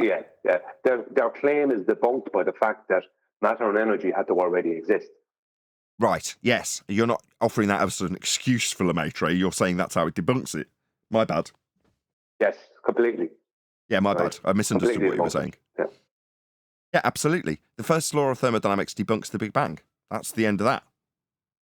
And you don't even have to offer the alternative. You don't have to offer the other ontological primitive other than their answers for how the world, which is non-spherical because you're measuring it off a flat plane to give you that inference, doesn't come into existence. And that question leads you on to why do things go down, which isn't even a question. Some things go up. Well, technically, the vacuum of space debunks the vacuum of space. It's a paradox. Because we know in reality that a vacuum requires a container, but there's no container for the heliocentric space. So it would be impossible for a vacuum to require a container in reality if it was possible to have a vacuum without a container. So their own heliocentric space debunks their own heliocentric space, because it's either vacuums do require a container or vacuums don't require a container. It's that simple, isn't it? Well, they require a containment. And again, I don't know if you beat QE to this, but QE was the first to point this out. Not long after he gave us all gas pressure without a container as an argument, which is to say, same thing applies to a vacuum itself. Can you have a vacuum without a container? It doesn't matter which way you ice that cake. Well, I've said it before. There's three things you can't have without containment. You can't have temperature, you can't have pressure, and you can't have a vacuum. You can't have any of those things without containment. What is a vacuum? It's a lack of pressure. How do you create a vacuum? You remove the pressure. But you need a container. You need a container. So the vacuum of space is debunked by the vacuum of space, because the vacuum of space debunks itself, because there's no container. It's a paradox in a religion of a second law of thermodynamics violation, derived from a flat plane measurement and an inference of a sphere Earth through mere fiat, as far as I can tell. Somebody's just decided at some point to take Keplerian motion, which was only ever utilised to derive better, accurate, predictions of where the stars would be. That's really all it's for. But yet that inference by, like I say, I just see it arbitrary. Somebody's come along and gone, well, that could be inferred to mean we are actually standing on a spherical surface by the way of these motions descriptions by Kepler. My question is, where were all these... Sorry, go ahead. I just want to say, no, Kepler just took the original sun cycle, Nathan, that required a flat plane, and all the angles to the sun, and all the things the sun was appearing to do as a cycle each year. And that was then extrapolated out as being having an offset elliptical orbit around this sun, because that's within when he amalgamated the original sun cycle right? Which is us observing what the sun is doing, not us moving when the sun is stationary. We observe what the sun appears to be doing. He amalgamated that with the Copernican model, which was a heliocentric model, and he ended up with an offset elliptical orbit of the sun. And then all these other orbits became offset elliptical orbits because they had to make the rest of them the same. It's all nonsense. All Kepler's trying to do. Evidence. It starts and ends with the sun. Right, go on. Well, it does all start and end with the sun, but what all Kepler's trying to do is square a circle for, I can never remember the name of them originally. I think it's epicycles, right? That's all he's trying to do, isn't he? Well, no, he's trying to amalgamate the plane. Copernican model. Go on, John. Curve of plane is what he's doing in terms of the maths and how he's taking what we've already measured. That's correct also. He's going to need a flat earth for this. That goes without saying. But when he's charged with doing this, all he's trying to do is say, how can I take what we observe from this motion, which in terms of, what do we call them now? Retrograde. How can we take that into a motion, a physical motion that works, right? And the only way you can achieve that is by taking something that's apparent, that is the movement of that particular light. It doesn't matter which one in retrograde motion we're describing, but it's not got any motion, has it? It appears in the night sky and moves across your night sky. The following night sky is slightly different. It's preceding a light that it was closer to the previous night. That's all you've actually got to go on. But if you can take that into an actual motion, an orbit that it's already been is now being refined by Kepler into elliptical orbits, you can then better describe that non-motion. That's all he's trying to do, though, is he? Not, unless I'm misunderstanding. I can describe it as slides on a projector. Tonight's slide is different from last night's slide. Because in the end of the day, that's all you're viewing. What Kepler was trying to do was amalgamate the original sun cycle, which he got from astrology. Astrology, Aries, Taurus, Libra, Scorpio, all these. He got it from astrology and amalgamate that with the Copernican model. And we don't observe elliptical orbits of anything. We don't observe orbits. None of these things are observed. Right? It's only back calculated from him back calculating, right, the angles that were taken to the apparent sun cycle through the 12-month period and try to amalgamate that into us on a globe rotating around a central sun. That's what that is. Right, Copernican in nature, like you've said twice. Yeah, because he's directly involved. Because this is the thing. How do you have a globe without heliocentrism? Can you have a globe and geocentric? Remember the other way they say Tycho Brahe was a geocentrist, but they always try to claim he was a glober. How do you know he was a glober? How can you have a globe and geocentrism? Explain things like eclipses and stuff within their model, within their paradigm, with geocentrism. All these kind of things. I don't think for a moment. Go on, John. Come on. Well, you asked the question, and I think what it is the celestial sphere was immediately convoluted to be the globe. And no one has ever really questioned it seems, or I've not seen evidence of anyone questioning, like, why are you using an equatorial plane to claim measurements from the surface if you're, you know what I mean? Right, the globe burger. I've never, right, well, not necessarily the globe burger. I'm talking about the actual celestial sphere that they use for navigation, the equatorial plane with the sphere of the heavens wrapped around it. When they see that model, when a glober sees that, they think that's their globe immediately. So if Tycho Brahe had a celestial sphere model in his astrology observation area, then he's a glober to them, because that's how their mind processes the information that they're seeing.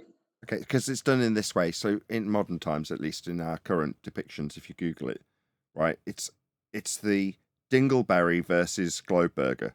What you're saying is, if what he's doing is measuring the sky, well, in this diagram on screen now, right, behind where it says flat Earth debate, you've got what is essentially the celestial sphere, or half of it, right, in this grid. Well, that will work with this cross section, the flat bit, being the equatorial plane. Well, when they describe it, they have what we have fondly dubbed the dingleberry Earth dangling between it, because at some stage when you actually make this functionally operational, if you're going to include a globe around it, you'll have to have the globe higher. That is to say, you inside the globe, this central point, whatever it is, a boat or a plane or wherever it is that's measuring the angle here, that's got to have a globe wrapped around it so that your angle still references the flat plane, the equatorial plane, out at any distance, all flat for your areas of equal elevation. But when a glober looks at this, they say, well, yeah, I'm imagining my tangent plane from my feet. It's no longer a geometric horizon down here derived from the plane. That's the equatorial plane, also known as surface level, when you're doing it this way. They've got a dingleberry dangling beneath it, but that's where they think the process ends. In reality, for it to function, you've got to be in hell with the globe wrapped around you, because the markers that are on the globe are merely a transposition from out here. The angles measured to the sky and the stars transposed back down onto a globe Earth that you're not actually measuring any angles from because you're inside it. But that, in essence, shows you the magic trick. How do you get these points that are measurements off a flat plane out to these points in the sky from a polar-centric system to infer that you're on a spherical surface? Well, you just wrap them back round.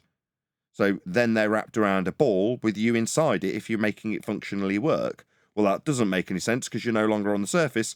Well, then just remove it one step further. Have it dangling below a great big tangent plane stuck on top of a globe. All of this represents the surface, but that's the globe below it. That's good enough.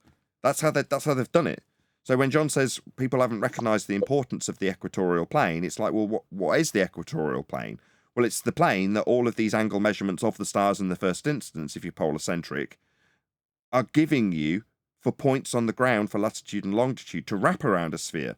But that sphere isn't the ground, it's the stars. It's the measurements from a flat plane to the stars that have then been turned into a grid to wrap around a sphere.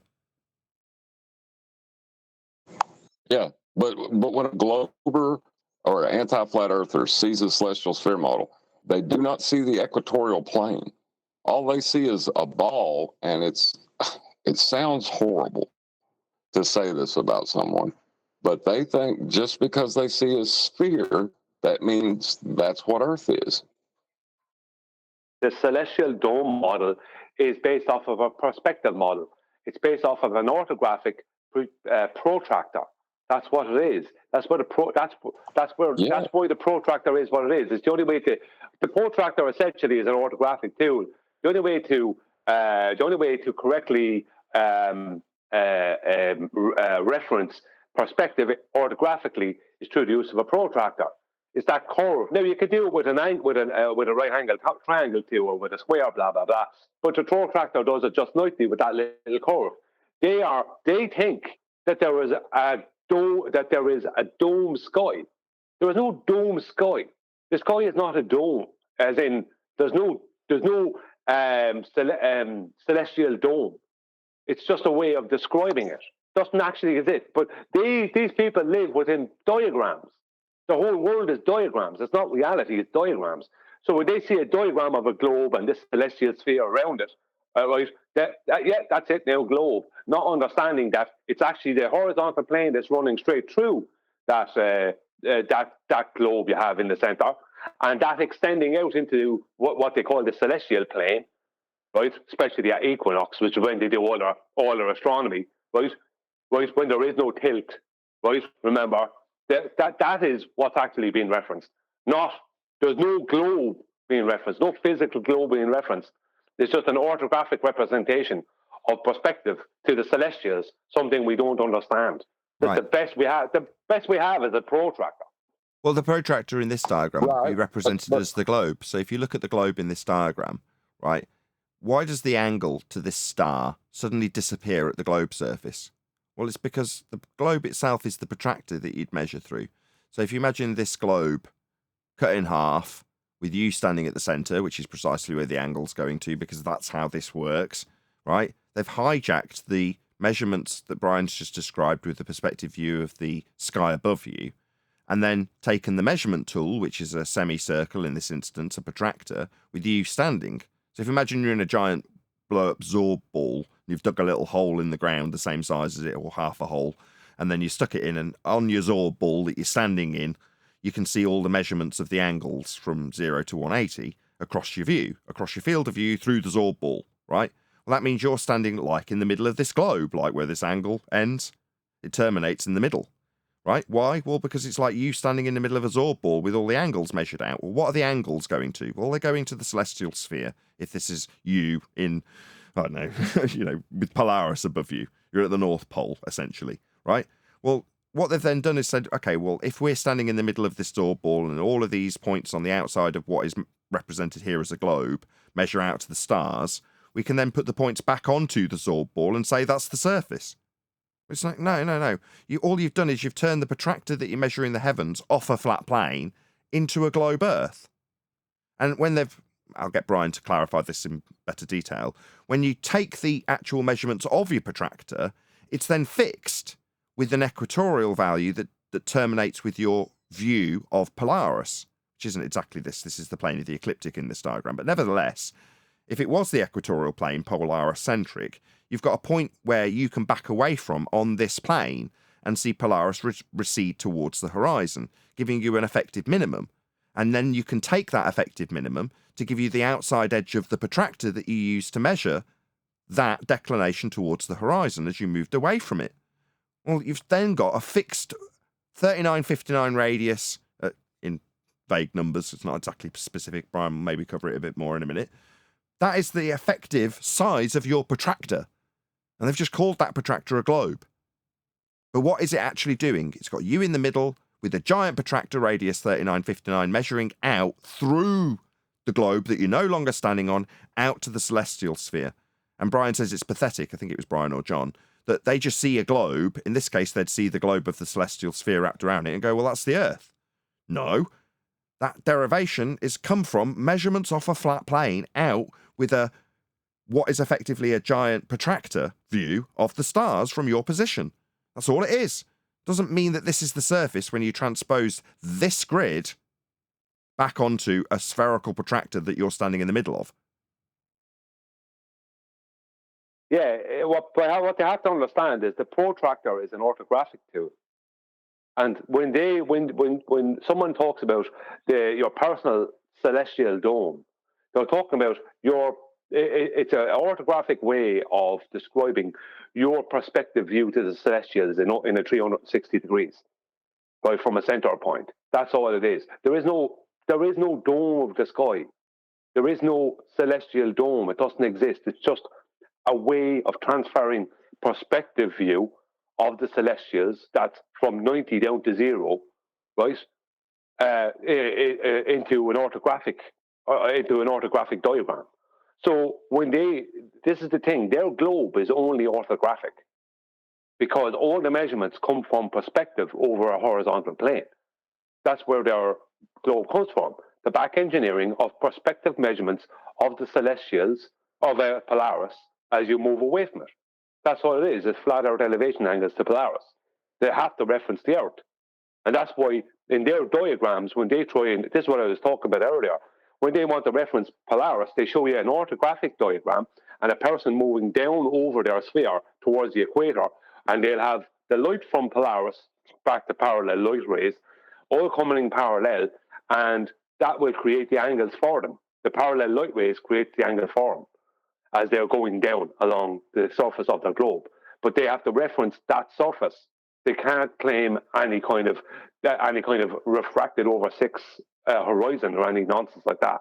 They have to actually reference their globe's geometric horizon when they're doing that. Because why did they do that? Because it's an orthographic hijacking of what happened in frontal perspective view in reality, which is flat Earth elevation angles to Polaris. That's where it comes. That's what the latitude and longitude grid comes from. That's what they had to hijack. But the only way they can hijack it is to turn it orthographically. That's the only way they can hijack it. And that's what the celestial dome is, an orthographic representation of perspective. You don't see a dome. I walk out in the nighttime, I don't see a dome of sky. There's no dome sky there. I don't see this. Nobody sees this. You can't. The celestial dome can't be observed in reality because you don't view things orthographically in reality. You only view them with perspective. Perfect. Or try to mess with their position a little bit. Like I get that. People do that. I've done that before too. You know, it's usually a reflection on me and my lack of understanding that gets me upset. You know, but it could also be frustration, anything else. But yeah, it seems like a lot of places on Discord want to go one step way past that and just talk to you like you're a moron. I've not had good experiences in Discord, except in science versus science, pseudoscience Discord. That's been probably my best experience. Yeah, I don't like Discord either. I don't enjoy being in there. I like to have the Discord panel here when we're on the show, and I like it's okay when we're on QE Live and the Ball Busters, but I don't like going into Discord itself because it's so toxic. It's very toxic and it's very hard to get any point across. It's just you have to have a lot of patience for it that I just don't have anymore. I don't have the patience for it anymore. I'd have to go back to 2015, 16, 17 at that time for me to be that person to have the patience. I just don't have it anymore for all that.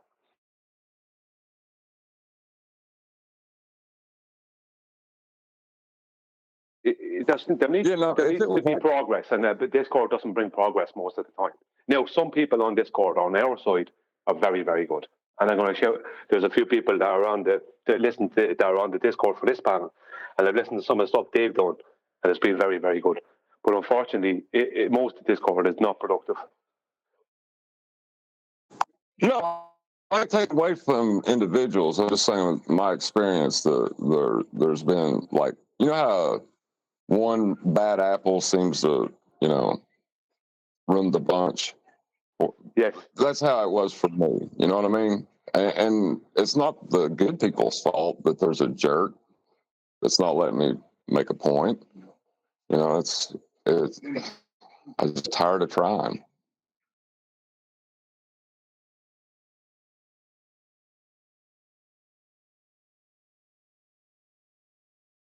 For me, it's more effort than it's worth.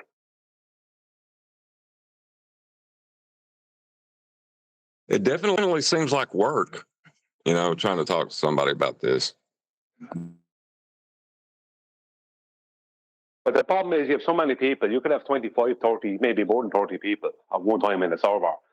And there's all kinds of people trying to talk in over each other. And if you're and the problem you have as well is then you're trying to maybe someone who's on your own side, you're trying to correct them on something because they are railroading or they're taking what you're trying to get across off track. There's all kinds of nonsense that goes on.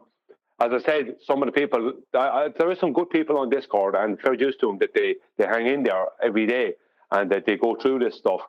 I just don't have it in me anymore to do it. I just don't have it in me anymore. I just don't have that. For me, I'd rather spend those 2 hours watching a film or gardening, anything. You know what I mean? Rather than being stuck in arguing with a load of people. What's the point? Shout out to Righteous Force. Why? What did Righteous do?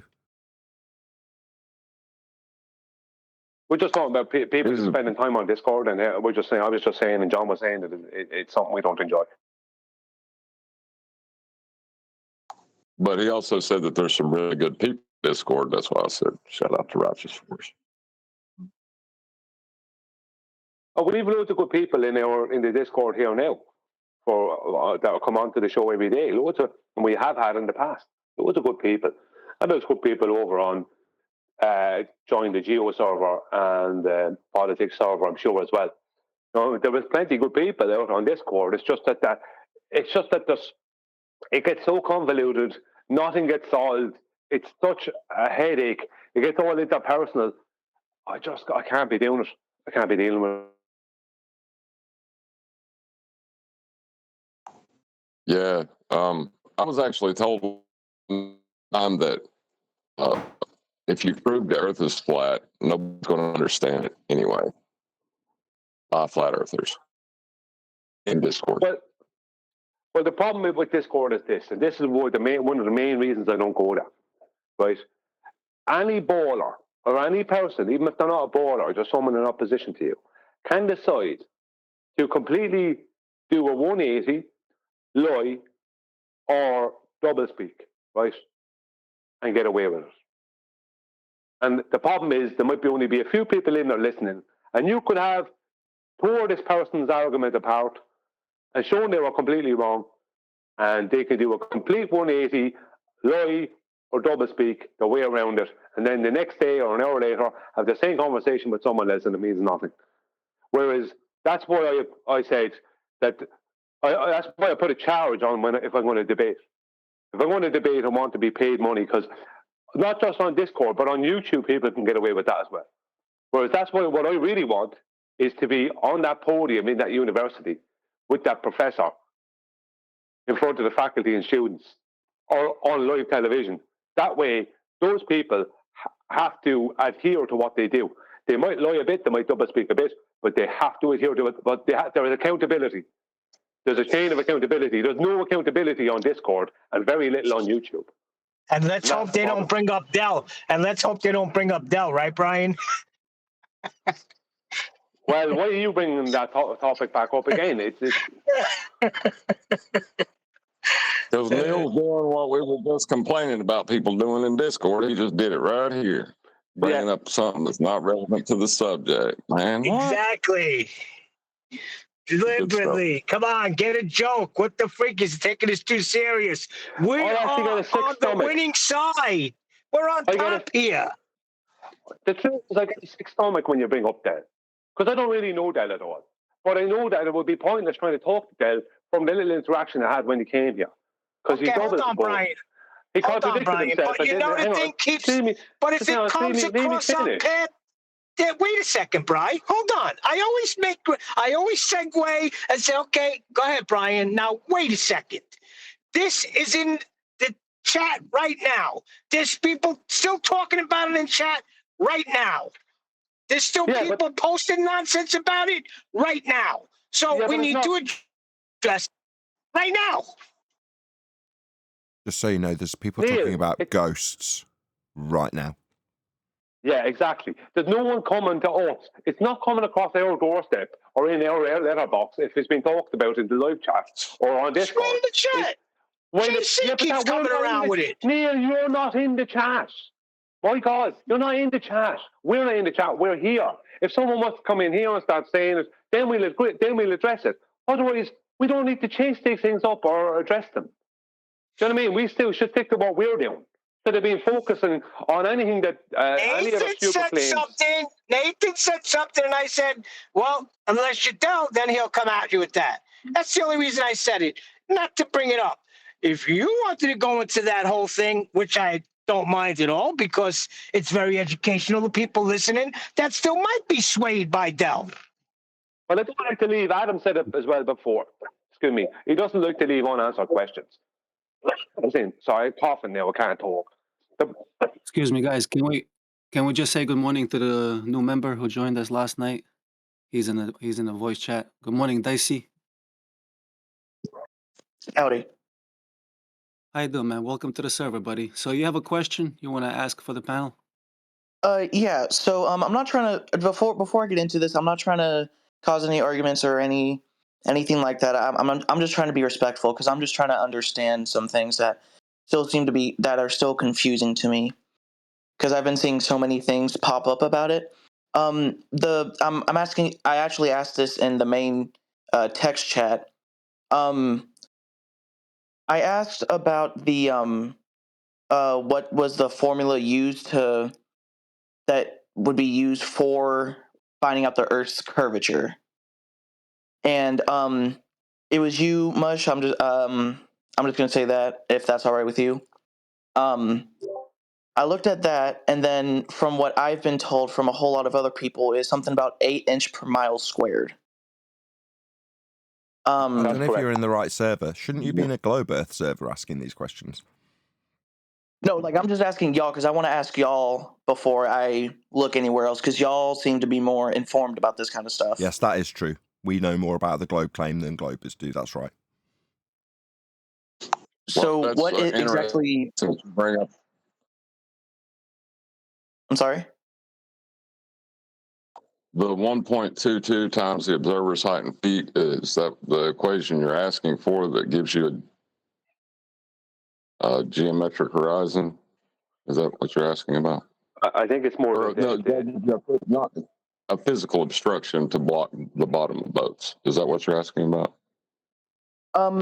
Not that. I wasn't talking about boats, but there's this. I was actually on a different stream last night, and they brought up something. I can't remember exactly where it was, but it was a picture taken of, I believe, 8 windmills, that were out in the ocean, and they used the formula He's 8 inches per referring, mile. Nathan, he's referring to Dr. John Dee's stuff, which is doing the rounds at the moment. It's some of the Isle of Wight looking out at the wind farms. They seem to be all over Twitter and places, but it's Dr. John Dee's work that's being cited, I think. Yeah, I think that was the name that was said for it. Because anytime I try to ask somebody for an explanation of it, they don't really give me that well of one. An explanation for what? About how using 8 inch per mile squared works 100% of the time if you do it anywhere, but they've only been using that. No, but It doesn't work. It's not based on reality. Go on, Adam. Look, 8 inches per mile is an approximation, a very rough approximation, so that when you are trying to do the exact calculation for Earth curvature, which would be very difficult based on an R value of 3959, it's actually very complicated to do and requires trigonometric functions to describe it accurately. However, at the visual range that humans operate at, i.e. between 0 and 100 miles, which is the range we're looking in, then the formula 8 inches per mile squared, which is a parabolic function, actually equivocates very, very closely to the actual real values, making it useful to do a quick sum. 8 inches per mile squared, you might be an inch or two out at 20, 30 feet, or 20, 30 miles distance. But for all practical purposes, and certainly for any way in which you would be able to distinguish optically, it's perfectly accurate for purposes of, let's say, approximating it. Recognise there is a very small difference. Just got to stop. But I'm sorry to stomp over you, Adam. useful. I'm really sorry. For the purposes of approximating a physical geometric sphere edge horizon that's derived from flat Earth measurements in a geometry that's orthographic. No, it's not for that. It's for calculating supposed Earth curve if you lived on a ball.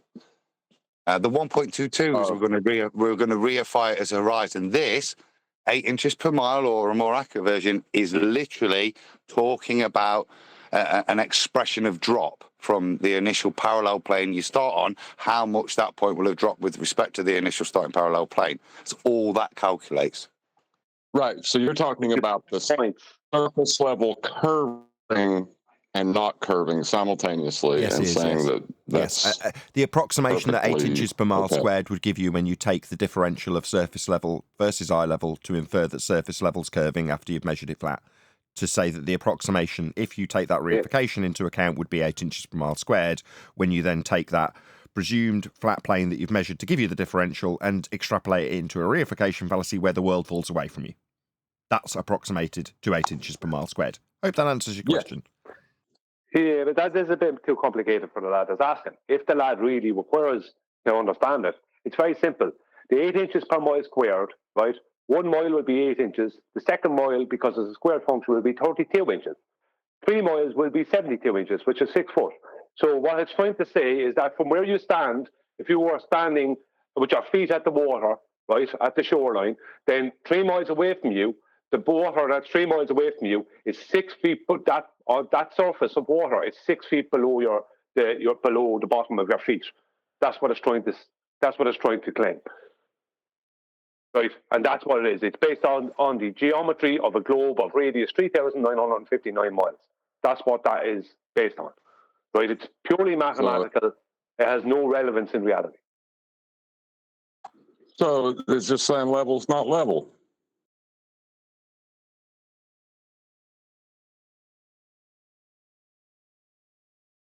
Yeah, Hope that I'm answers your currently. question. Yeah, it does. It does actually help out a lot because the only issue I've been having with it is the fact that people will just say and not really go in depth with it like y'all did. That's the only the issue I people was on having. the opposing side, there's people on the globe side that have not gone into the in depth with it, or people on the flat Earth side. Really, it's from both sides. Really, that's why I was wanting to. That's why I asked that question in the main text chat, because it's just something that I was actually wanting some more information about, and y'all seem to be very informative on that stuff. Well, technically, Adam, it's just the way Adam described it is how. Well, hold on a second. I just want to give Adam props because the way he mathematically described it would be the most accurate way to do it. If you were going to take the way Nathan put it. If you're going to deal with it as an approximation, it's accurate up to 1,400 miles, and even after that point, even after 1,400 miles, it would be if we lived on a globe of radius 3,959 miles, it would be accurate up to 1,400 miles, and even after that, it only becomes inaccurate by a tiny percentage. It's never accurate at any one point. 8 inches per mile, when used as an approximation for a stretch of a circle of 3959 R value, it's never, ever, not at one point does the logarithmic 8 inches per mile match the actual rate of curvature of a ball that size. It's just over the visual, up to 100 miles, it's very, very, very close to the point that you're half an inch out here or there. But at no point is it, because the 8 inches per mile is not a curve in relation to an R value of 3959, yeah? It's a logarithmic function which matches for that very small section of the ball of 3959. That's the only point. It's a close approximation up to 100, 200 miles. Anything outside of that, it's got no bearing and nowhere. But at no point is it ever actually a match. Well, the good news is Earth is measured flat, so you don't have to worry about that. An approximation for where a hijacking of perspective in Earth curve maths with a ball Earth radius 3959 derived from flat Earth measurements gives you a notion that you would have this approximation to very closely but not quite perfectly match with a radius ball 3959 miles. Whew. They're not much use, is it, really? Right. Before you go on, John, just before you go on, why did you ask? Oh, just because I've been seeing a whole lot of stuff about the globe and the flat Earth model, and I'm just trying to get research into it, because I've been seeing it pop up everywhere, and it's piqued my interest, and I just want to learn more, basically. Okay, Earth's measured flat. Thank you. Do you think? Hold on a second. Do you think you live on a model? To be honest, as of right now, with all the information I've been given, I'm really split. I'm trying to firmly choose a side right now, because with the side that GE says and then FE says, it's really just splitting my mind. Really, I'm really split between it. Okay, well, you come to the right place. Well, let me go ahead and go on, John. Just dissolve all misunderstandings and misapprehensions about what Earth is in terms of how it's measured. Just dissolve all that for him in a few sentences, if you don't mind. Okay. Well, the thing is, you don't live on a model. Your mind is trying to invoke a false dichotomy where you use like a Gleason's math is derived from a sphere versus a celestial sphere model without a globe that you think is a globe, and you're going to put them two in competition. to try and understand the world that you live on. But the only thing we really have that in physical reality is measurements taken from a flat plane. Because we know that level is not curving. Level is a horizontal plane. And in both the models that are held up in false dichotomy, it is used as such because it's axiomatic. Level is horizontal. So, for example, your 8 inches per mile question is based on the idea that the Earth's falling away from you. And the idea that the Earth's falling away from you to have a rate, logarithmic or a squared function, or a derivation of a 3959 actual sphere, takes a measurement of Polaris to give you a minimum angle off a flat plane to that star. And then you can call that area of equal elevation, that's flat plane, an equator. That's what they've done. They measure stars and their movements, angular relationships, all measured with respect to a plane. And then you say that it's a sphere based on those flat plane measurements. That's how the world is actually functioning and measured.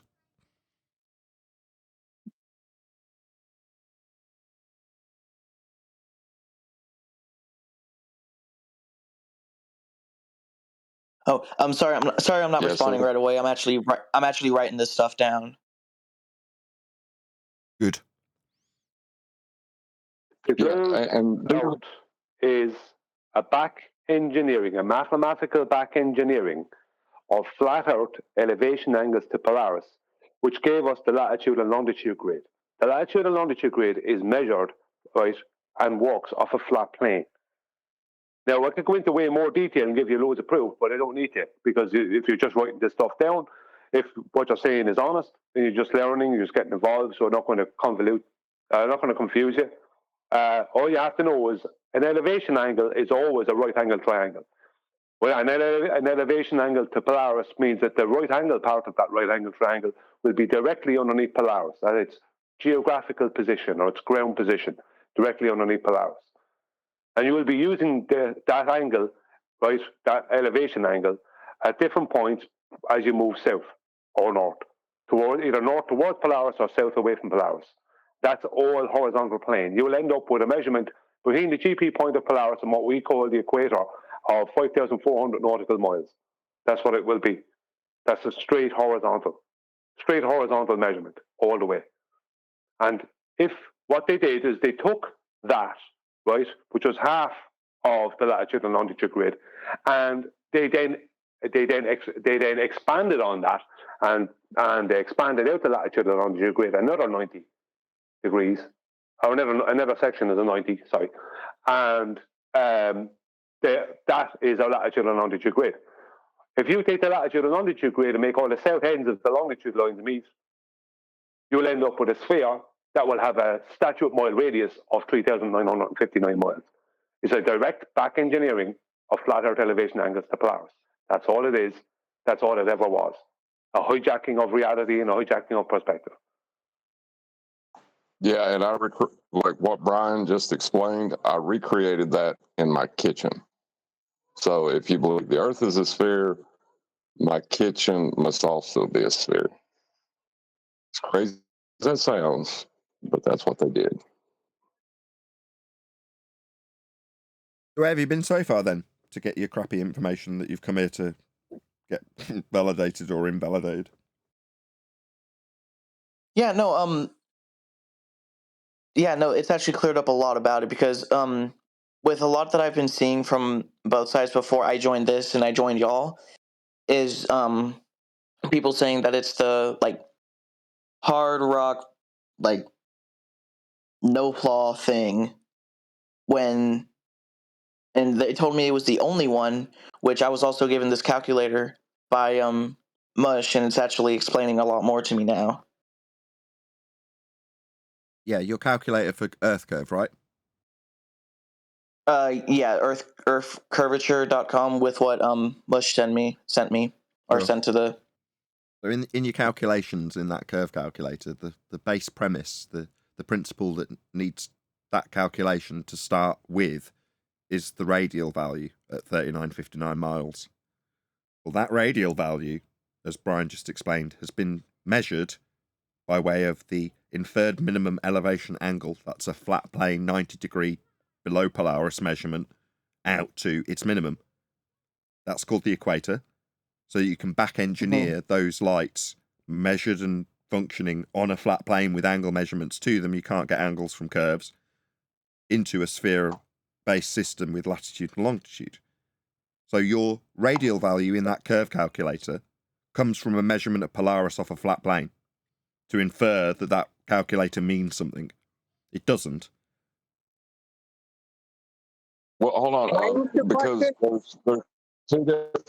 there's two different things that happen with curve calculators. There's the de jure kind of Earth curve calculator that Nathan just described, where the radius question has already been vetted, and you're just trying to figure out how big a sphere it is based on its radius. Well, the other one is the one that's actually the Earth curve calculator, and it has surface level as a horizontal plane or eye level as a horizontal plane, and you'll draw a line out from your eye to a now curving level, which invalidates the mathematics. You understand what I'm saying? Mm-hmm. Same goes for Can I Alberuni. ask the first question? One last one. Well, go ahead and then I'll go after. No, I don't know if I missed it. How did he wind up over here? How did you find Flat Earth Debate? Oh, I was just looking through Discord trying to find something that seemed to have a pretty active member base, and this was the first one that popped up. And I tried to join a few others, but they were very, very barren, basically. No one was talking. I was trying to ask the question that I asked y'all, and nobody was responding, so I just found this one through Discord. No, you came to the right place then. Stick around.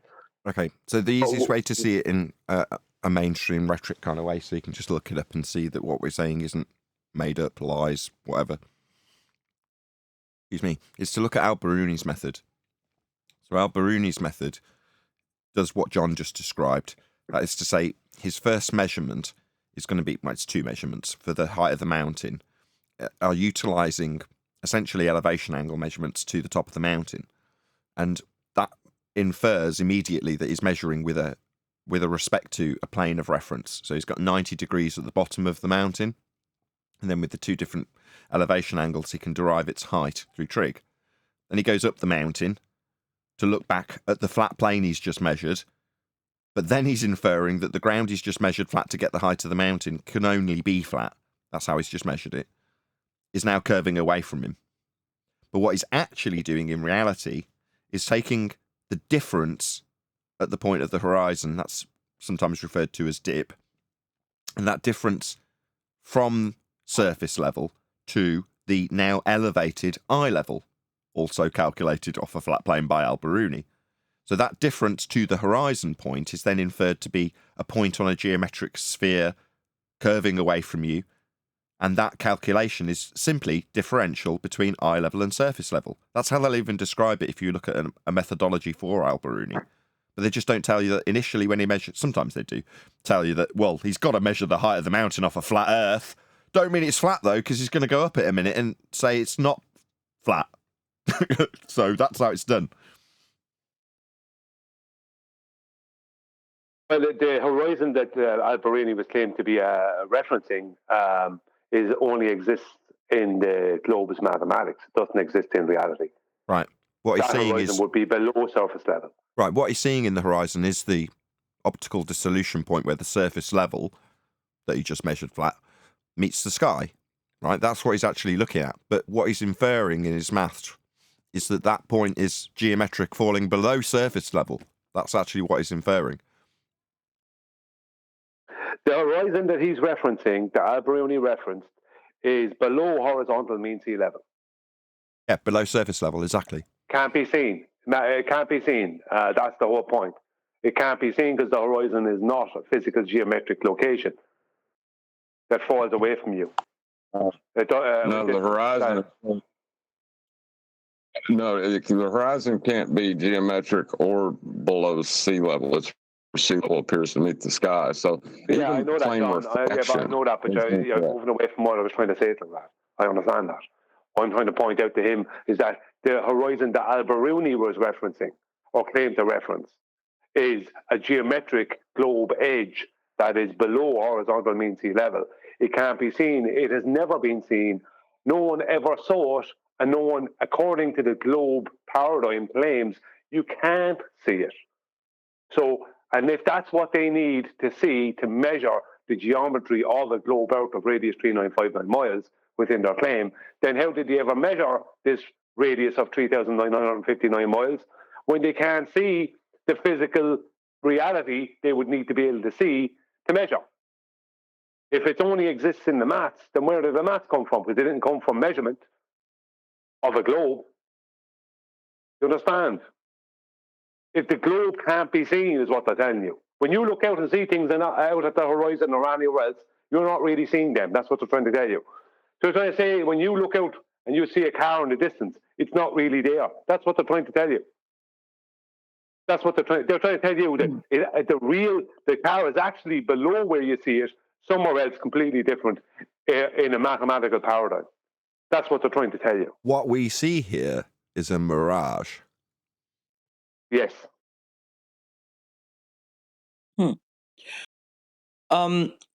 There's one more question I want to ask y'all, if y'all don't mind. It's something else that's been brought to my attention since I've been getting into this. I'm trying to think of how the validity of this next question that I have for y'all. I've had a couple of people tell me that the moon is made out of plasma. Hold on, let me get to the end. Go ahead. I'm just trying to figure that part out too. I'm trying to. I'm sure. Okay. Sure. Someone just said that I might be. When they offered that up as a claim, what did you ask them? I really just asked how so. They said prove it. Yeah, basically. I was trying to ask them. And did they? No. What happened is that they just got really upset with me for asking that. Oh, that's a shame. So, what else do you need exactly? Really, just once I asked how so, they straight up just started yelling at me, cursing at me, and they didn't really go in depth with it, which I feel like y'all could do. So it's a positive claim that they didn't back, and you're saying they didn't back it. Are you suggesting perhaps we back it, or are you asking us to affirm what you seem to already know, which is that they offered up a claim and didn't back it? I'm really just wanting to see y'all's thoughts on it, really. Sounds like nonsense to me. What I do is that it sounds, if we want my opinion, sounds like a load of nonsense. Unless you can provide positive evidence to support that garbage, I'm not interested. That's my attitude. I gotcha. Did they offer any positive evidence for it? Sounds like my attitude is, what does the moon have to do with flat Earth? Because while I was talking with them about it, there was somebody else. This was on a TikTok live, and I was talking to them about it, and they brought it up, or someone else brought it up. The person who was hosting a live said, "Oh yeah, the reason that it does it is because it's made out of plasma." And I straight up asked, "Oh, how do we know that?" I wasn't trying to be rude. I wasn't trying to be argumentative. I wasn't trying to be trolling in any way. No, that was the perfectly appropriate question. You say the moon's made of cheese. Okay. Why? And how do you prove it? Yeah, and when I asked them that, they started getting upset that I would that I asked the question, and they ended up kicking me off live and moving on to something else. Sure, we've and I was just wondering. Yeah, we get that too. When we challenge people to prove that they're on a sphere and they can't do it, they get angry with us and kick us out of their servers too. That's why we've got this. It doesn't have to be a sphere. As soon as you point out that they're bullshitting and they can't back anything they're saying actually up with any evidence, then that's when they'll revert to those tactics here, mate. Means you're being asked to believe, and if you don't believe, they get angry at you, don't they? There you go. That's what defines the difference. It means that Neil Armstrong landed on plasma. Whatever. We don't claim Neil Armstrong's been through a sky vacuum in the globe narrative, or that we'll offer up alternative positions that include Neil Armstrong's claims of travelling through a sky vacuum. Again, positive claim that can't possibly be true, and we can debunk with the second law of thermodynamics. But to answer this guy's question, we are of the opinion that unless you've got actual evidence for some garbage that you're offering up, it don't matter if it's ether or gravity or globe Earth, all we want is the positive evidence that backs that claim. Now, more often than not with globe believers, they get quite upset when they find out that they can't actually validate the garbage that they believe in. Now, here, we don't have beliefs in that regard. I'm sure we all hold beliefs to some degree, but in this respect, when it comes to just measuring Earth, it is measured flat. It is navigated flat. It is surveyed and built upon flat. It is obviously and observably flat. So in every demonstrable way I can offer up evidence for what Earth is, they would be offered in the form of measurements of what it is. Now, John described it earlier as a prerequisite for many of the functionalities that we experience in our domain that we call Earth. They're all referencing a plane. That's a flat plane that the world functions with, even if you want to take that plane and then infer that you're standing on a sphere-shaped Earth. Now, those aren't positive claims, as opposed to fundamental principles that we actually employ with level and the horizon, and so on and so forth. But other servers who have been brainwashed into believing that they're on a flat Earth will undoubtedly offer you all sorts of crap that they believe along with their flat Earth belief. We just show it's measured. That's how it's measured. That's it. It's really easy to show. And if you offer that to a baller, if you happen to be of that disposition, they will also tell you how it's measured flat. They might justify it and offer mitigation like, oh, well, it's so big, we have to measure it flat. But measure it flat, they do also. Everybody does. That's how Earth functions.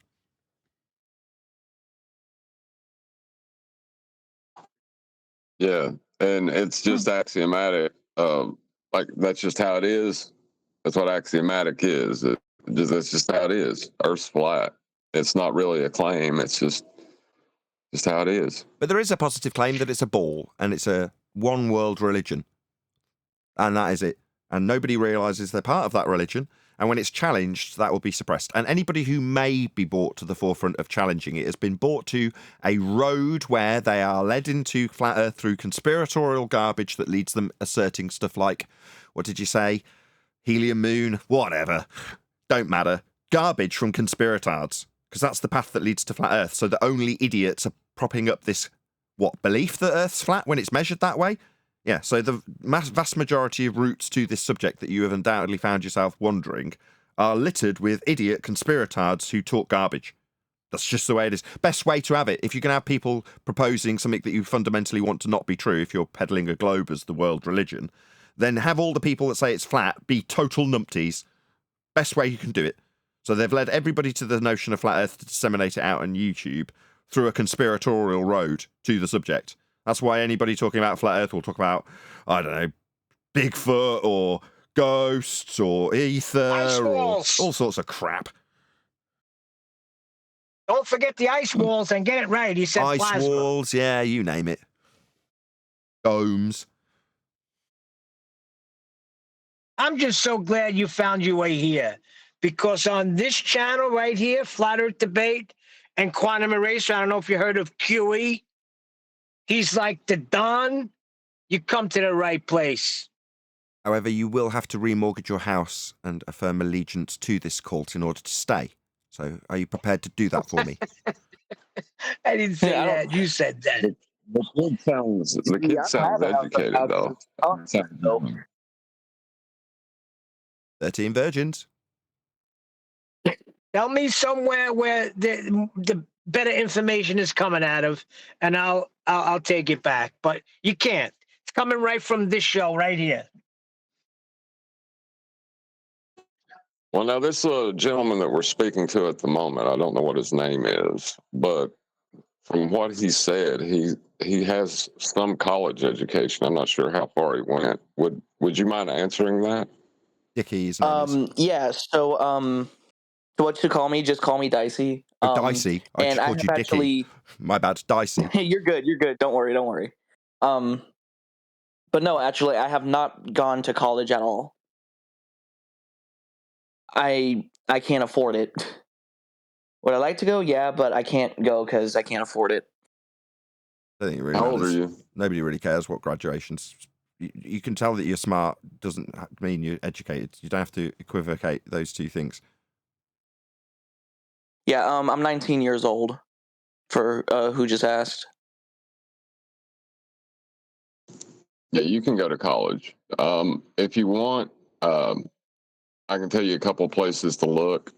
I'll go to Discord, but you can go to college and have most of the money either granted to you or a really bad student loan. But you seem like you're well spoken.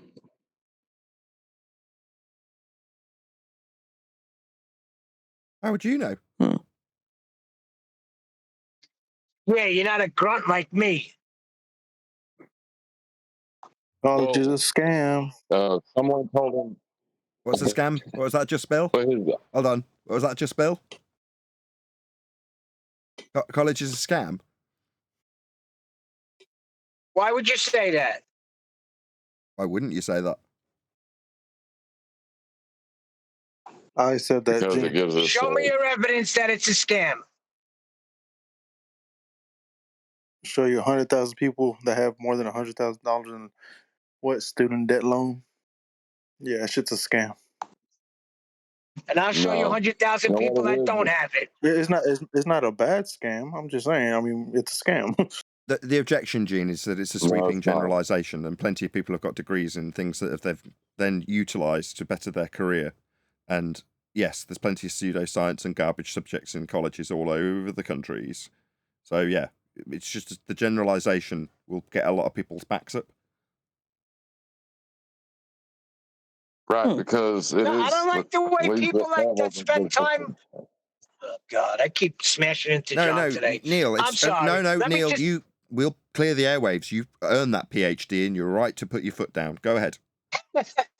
I'm just annoyed that people, they just throw it aside. Like, people spend a lot of time, a lot of years, and their education just gets kicked to the curb. Is Adam's education garbage? I don't think so. We have no respect for people that went to schooling. No, it's just we don't lean on it.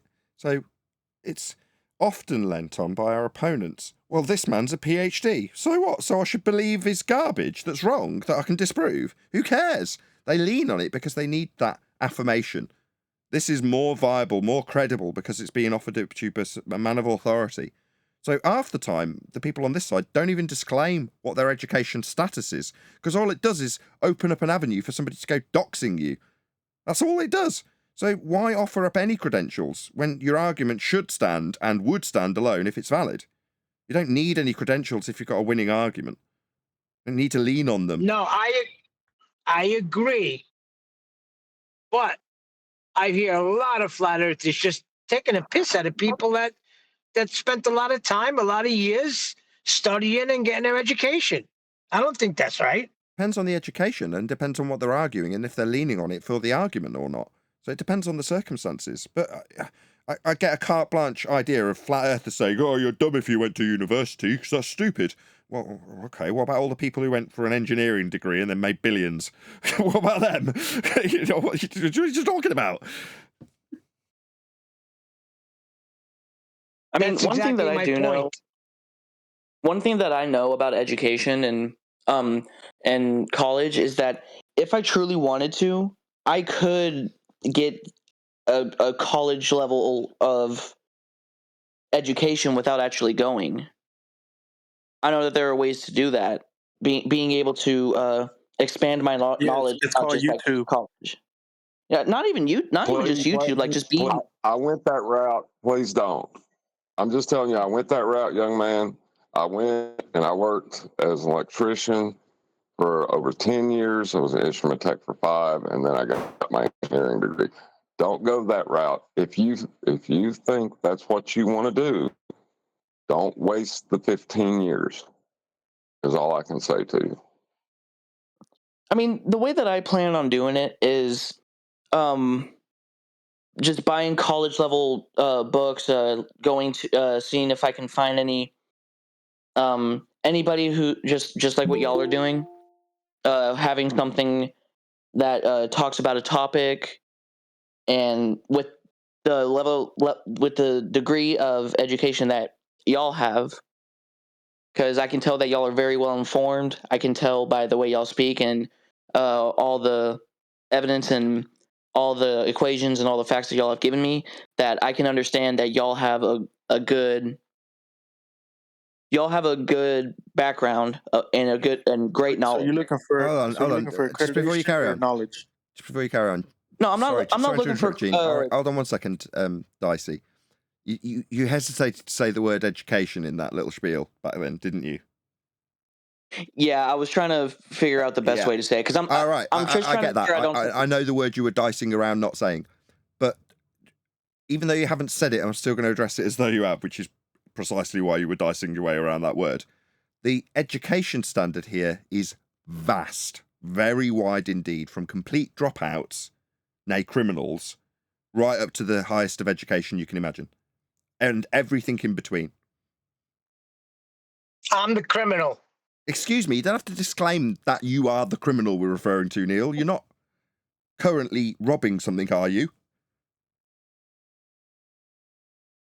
Oh, he's gone quiet. Maybe he is. Uh-oh. I stand on the Fifth Amendment with that question, Your Honor. If you're in a shop and you're shoplifting right now, I have no part in that. Negative, that was a joke. sir. We know he's not. It's a joke. Well, Anyway. Nick is a bag of crisps while you're there then, Neil. Cigarettes, they're much See, more valuable. The one thing that I am pretty knowledgeable in that I know I don't have to go to college for is law, and I'm just saying you have a great alibi. So I'm not condoning anything. Just you have a great alibi right now. Hey, we have a great lawyer on staff. His name is Anthony Riley. Oh, wait a second. He retired. Anyway, right. As fascinating it is to discuss this isn't a careers meeting. You know what I mean? Right, great. Yeah, my advice, just to wrap this up, is figure out what you want to do and do it. Whatever makes you happy, do it. Now, if the road to doing that involves other things that are educational based, get them done quick while you're young and you can absorb the information quickly. Don't wait till you're 25 and it takes twice as long to absorb the information. If you're 19 now, you'll soak it up like a sponge. Do it immediately is what John's advice is. But you might not want to go into engineering, or you might find that going into an engineering aspect of life that you can achieve at your skill level currently is far more lucrative, let's just say. Either way, this isn't a careers meeting. This is a flat earth debate. Yeah. That's my fault. Sorry about that, young man. You just heard his budding voice and thought about your education, and you wanted to reflect that on through pure empathy. It was beautiful, John. Beautiful. It was that question was on the tip of my lips every time I come to Flat Earth.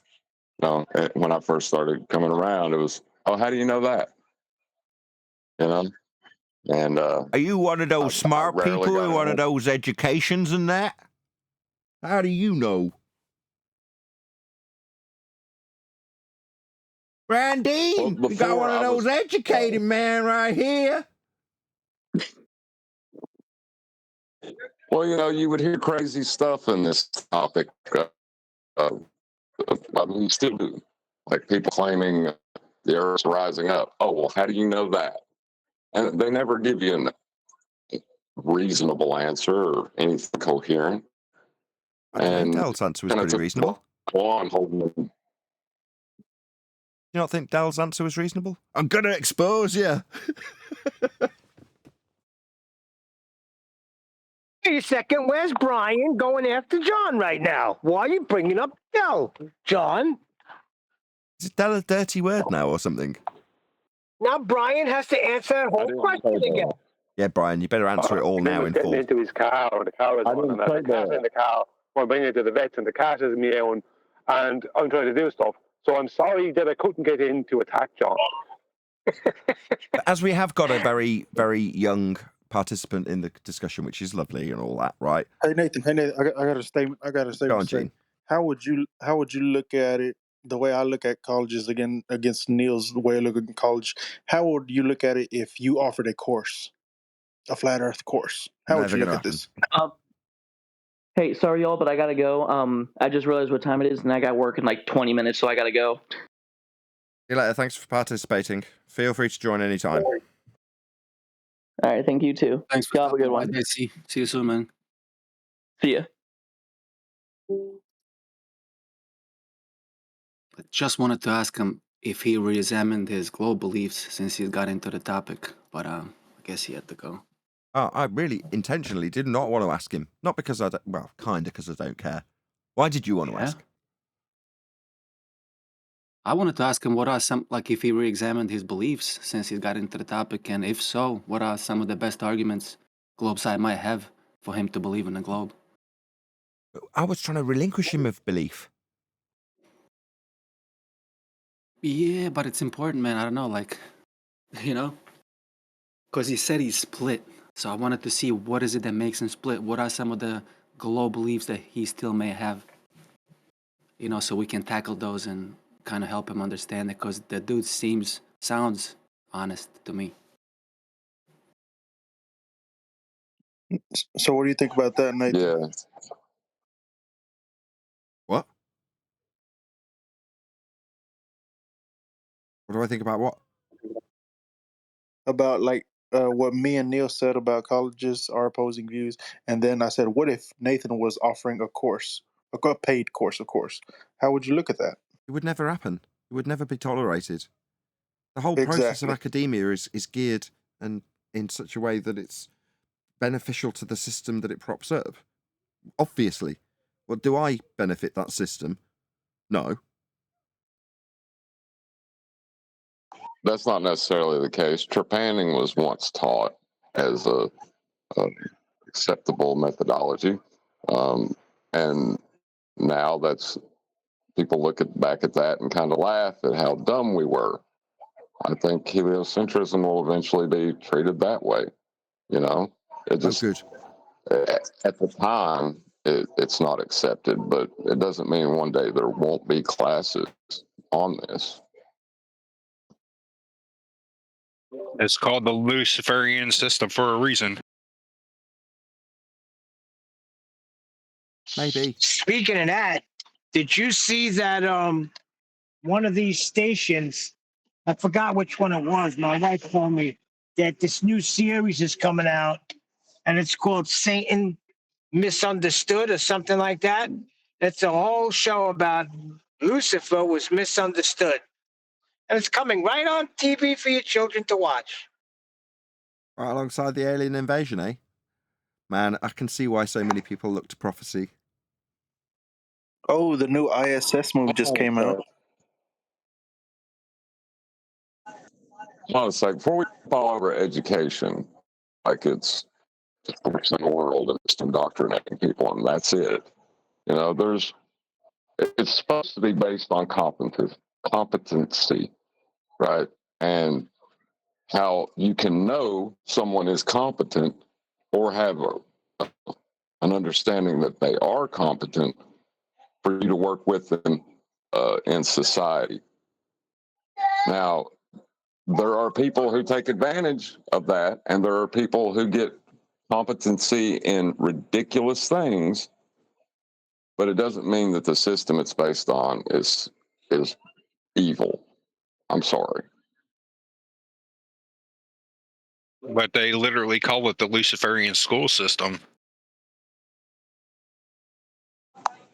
Cite that and show me where they call it that. And who are they? What, the regular schooling system they call Luciferian? What? Yeah.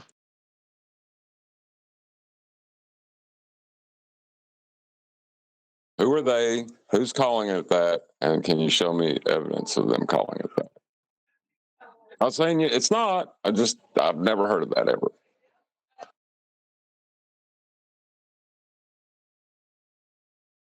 I'm trying to think of how I would describe it. Hold up one sec, please. Not describe. He's asking you for a citation for that.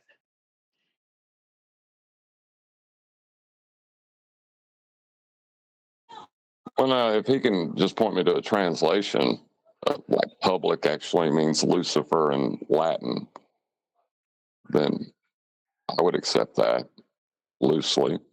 When No, I would consider it the common sense saying, I guess, because everything they teach in school is exactly opposite of what this nation was founded upon in the Bible. So I think through churches and stuff like that is where I would assume I picked it up from. Oh, you think this nation was founded on the Bible, huh? I think it was. I would think it was founded on the Christianity and the Bible. Yeah.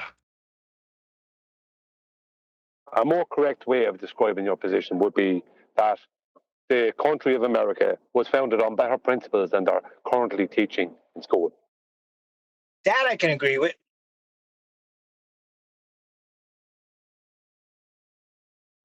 Yeah, but the thing is, my son who's in 6th grade, I picked up his science book, right, and it told me how to know the cause of an effect in the natural world. Now, not all their doctrines are false, and not all their doctrines are true. But you should cite that, John. You should get that page or whatever and cite that and present it to the board. That's what they need. You don't remember me posting pictures of it? Mixing half truths? No, I don't. Yeah, it was really good. It was in depth about the difference between quantification and qualification, that you're trying to figure out the cause of naturally observed phenomena. It was all there in about 2 pages, like really concise. I mean, there's a few problems I could probably argue, but as our overall understanding of the scientific method goes. All right, but what happened when you picked up the history book?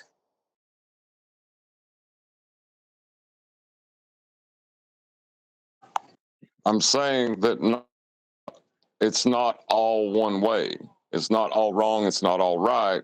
What's it matter what if I pick up the history book and it's all wrong? Well, that doesn't matter. I did learn the truth about what causes an effect in the natural world in that science book. So it's not all wrong.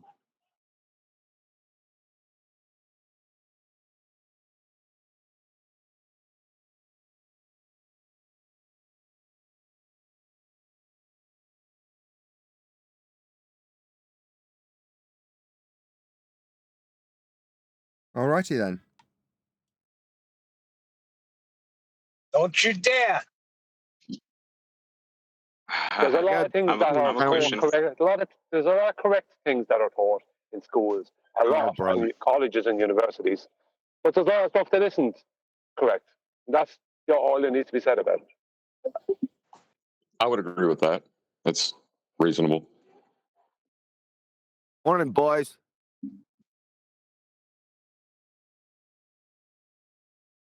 What's on the docket? My mic working? Yeah, it's just not really. Everyone's in a fairly chilled mood. Nobody's got anything specific. Where are you at? Are you in pseudoscience forum? Or are you somewhere else? Am I in what?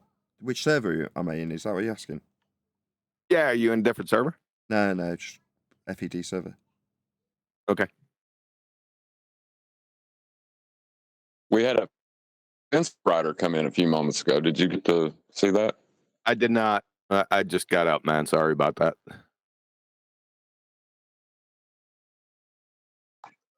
I think Brian broke his fence as soon as he got on it. But he's a night rider. It seemed like a reasonable answer. So nothing else going on. Nathan wants to close out. It is getting late, man. I slept a long time, 9 hours, dude. I haven't slept like that long time. Did you hear I plugged your show? No, I didn't, Nathan. I just got up. Fair enough. Well, I plugged your show. Appreciate that. You're one of the stars on it, aren't you? That's not why I was plugging it.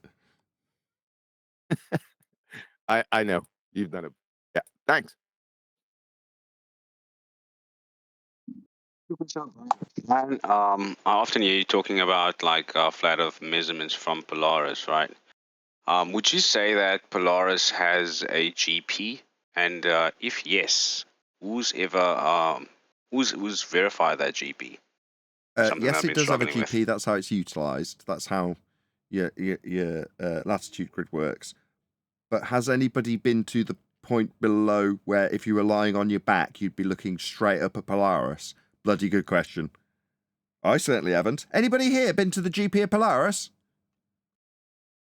Negative. Wasn't Rumpus supposed to go there? I like the sarcasm, but I was actually just trying to figure out, I mean, who's actually done that? You know what I mean? I don't think he was being sarcastic.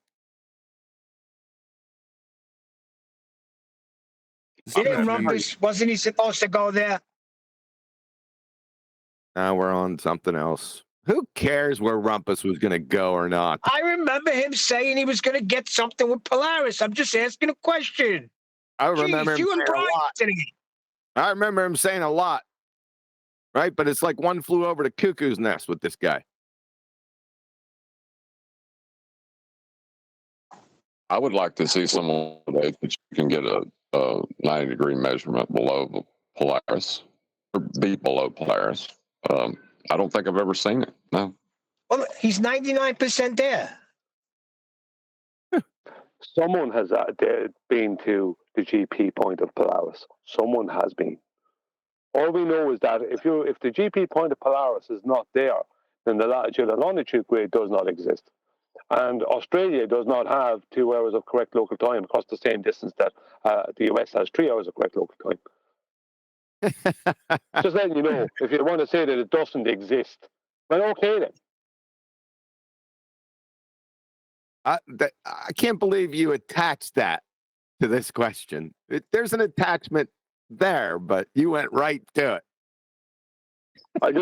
It's like, let's bring in this thing that doesn't need to be in doubt. I don't see why we need to do that.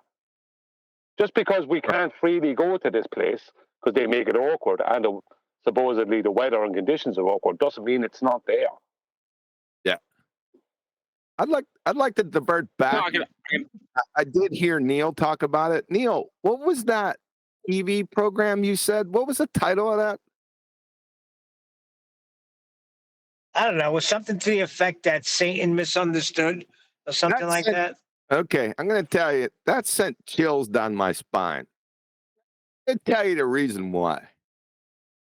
Many, many years ago, I came across this gentleman. He was a Seventh-day Adventist. But back at the end of World War II, he was in Canada. I can't remember the places specifically that he was at.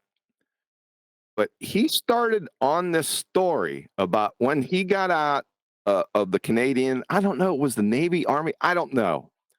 And he was introduced to this gentleman.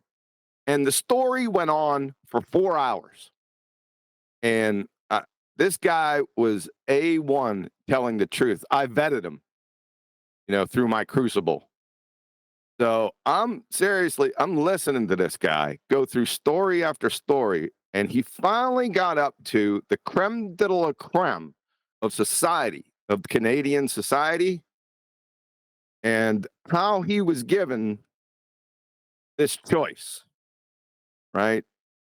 And he was sort of apprehensive about these choices. I can't remember the choices that they were, but he was taken to a private mansion in, I don't know if it was in Manitoba. It was somewhere where no one else went, right? And it was all the elites. And they were giving classes on Satanism. And the main thing that they were talking about, and all their stories revolved around how Satan was misunderstood and how he had fooled all these people into actual Satanism. So when you said that, I nearly fell off my chair. So I just Yeah, wanted to it's a TV show. I'll get all the information for you. I don't need it. I just wanted to share that with you. I know I didn't have too many details. Believe me, they were shocking details about. I just gave you the short version about everything that happened to this gentleman. He got out of it finally, but it took an act of God to get him out of it.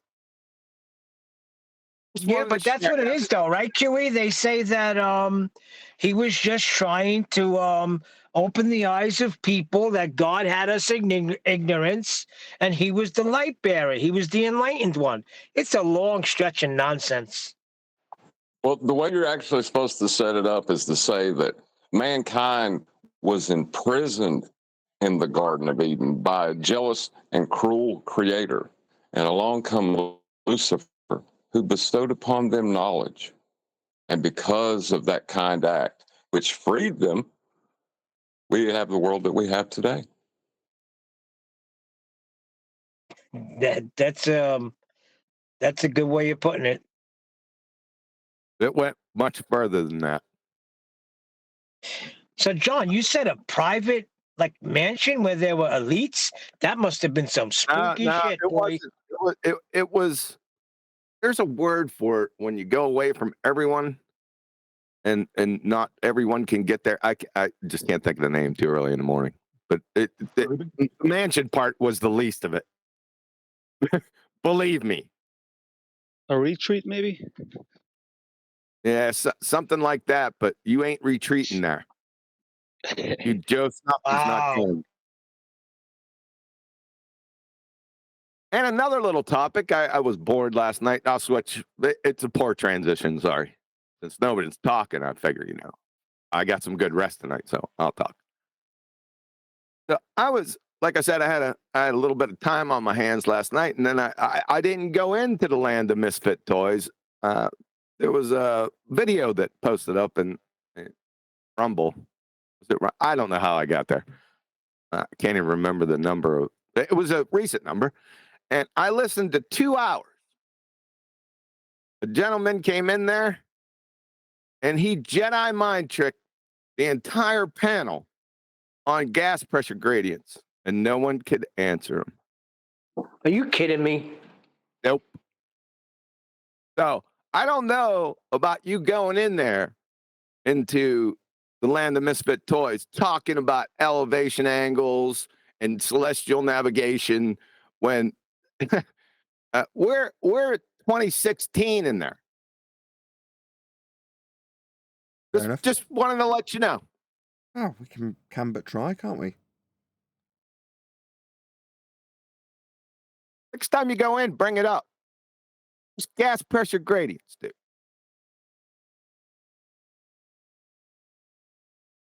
Okay, I don't know when that's being there, but yeah, sure.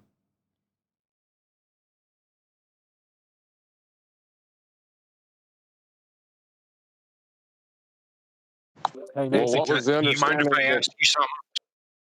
Me? Yeah, feel free. You said conspiracy tards earlier. What makes you not like conspiracy theorists, or I like to call them conspiracy realists? Realist? Because nothing they're providing is based in evidence.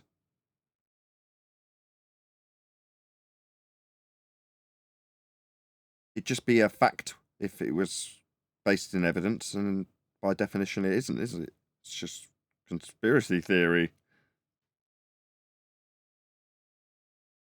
Yeah, but ain't that what I mean? The whole thing of a conspiracy is to make it seem like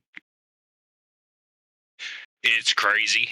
Okay, yeah. So by an example of that, right? Recently, I've been pushing the idea that if you just show how the world was mapped out and how we discovered the world, then you can prove a point in terms of how Earth was measured and mapped flat and end it there. But what do we actually do? We talk about the ice wall and Antarctica, and it's all speculative. We just end up looking like idiots. True that. I did I did one time after one of your shows. Oh, nice to meet you, by the way. I went over to not Professor Dave, and I challenged him to a thing. I was like, I got $100,000, man. So let's get a group of people together, not ask permission, and go to Antarctica, because he was claiming, oh, there ain't no way they'll stop you from going. Anybody could go. And I was like, all right, let's do it. And then he came up with several excuses why he couldn't do it. Yeah, I invited him on and he said no. I think that's what makes me think he's actually a shill. He knows the truth and he's just doing it. Maybe.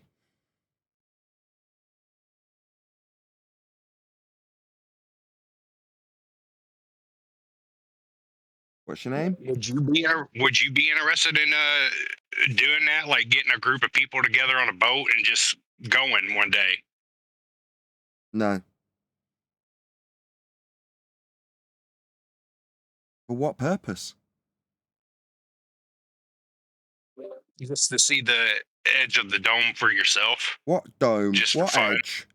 I've just literally 30 seconds ago explained that I can show how the world was expanded out and just show maps that don't have new worlds on them than maps that do, and explain how they were charted and navigated.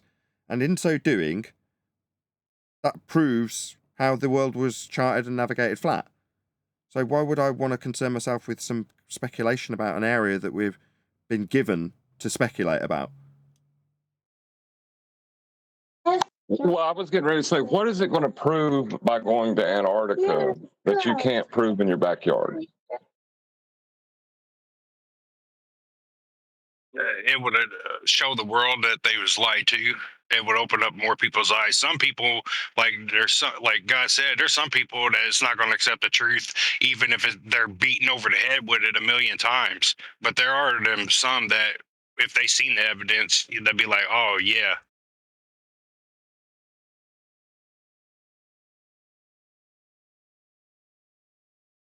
Can I ask what evidence you're going to get? What's the thing that's going to be confirmatory once we get there? Oh, well, one of two, like the fact that they would probably try to kill us, or we'd actually see the actual border that I believe in the Bible, so I believe that there is a firmament and it is solid. So I believe that that's one of the things they could be hiding. Okay. So if we saw that, brilliant. Whether we believe the Bible or not, so are we going to see a firmament? I don't see what evidence for a dome, a ball, or anything. Them killing me it means they want to kill me.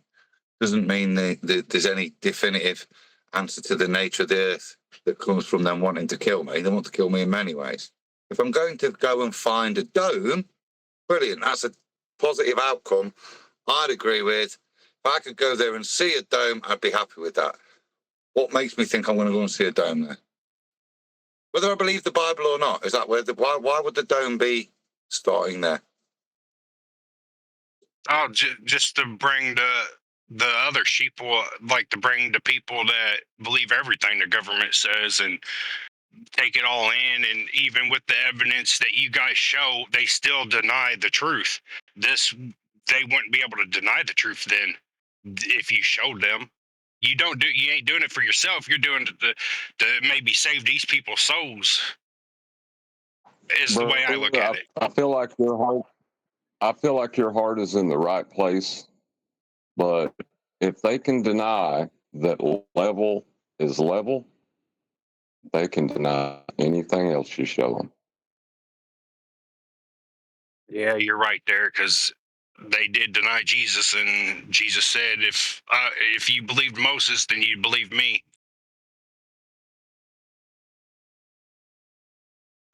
Yeah, that's what it comes down to.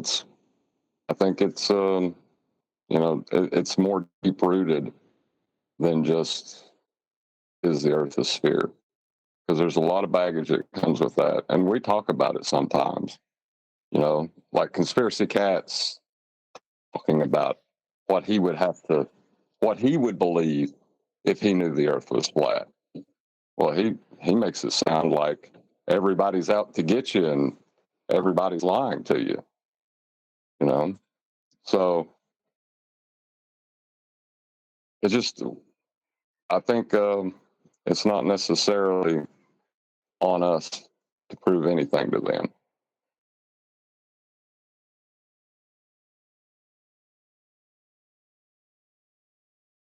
Yeah, I agree.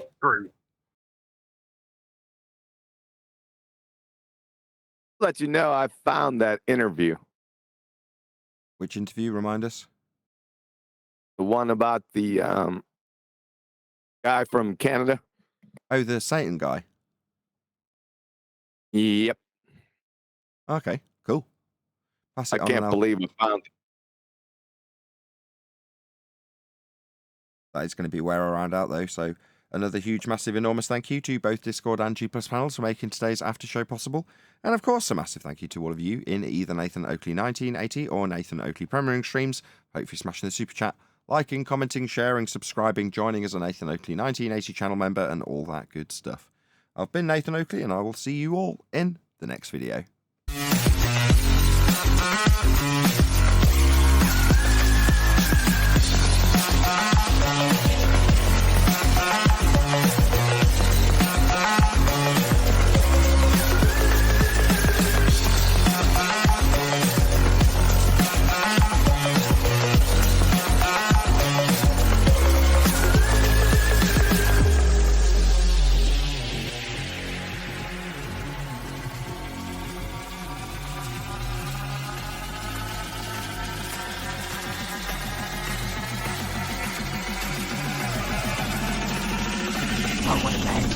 What a lovely day!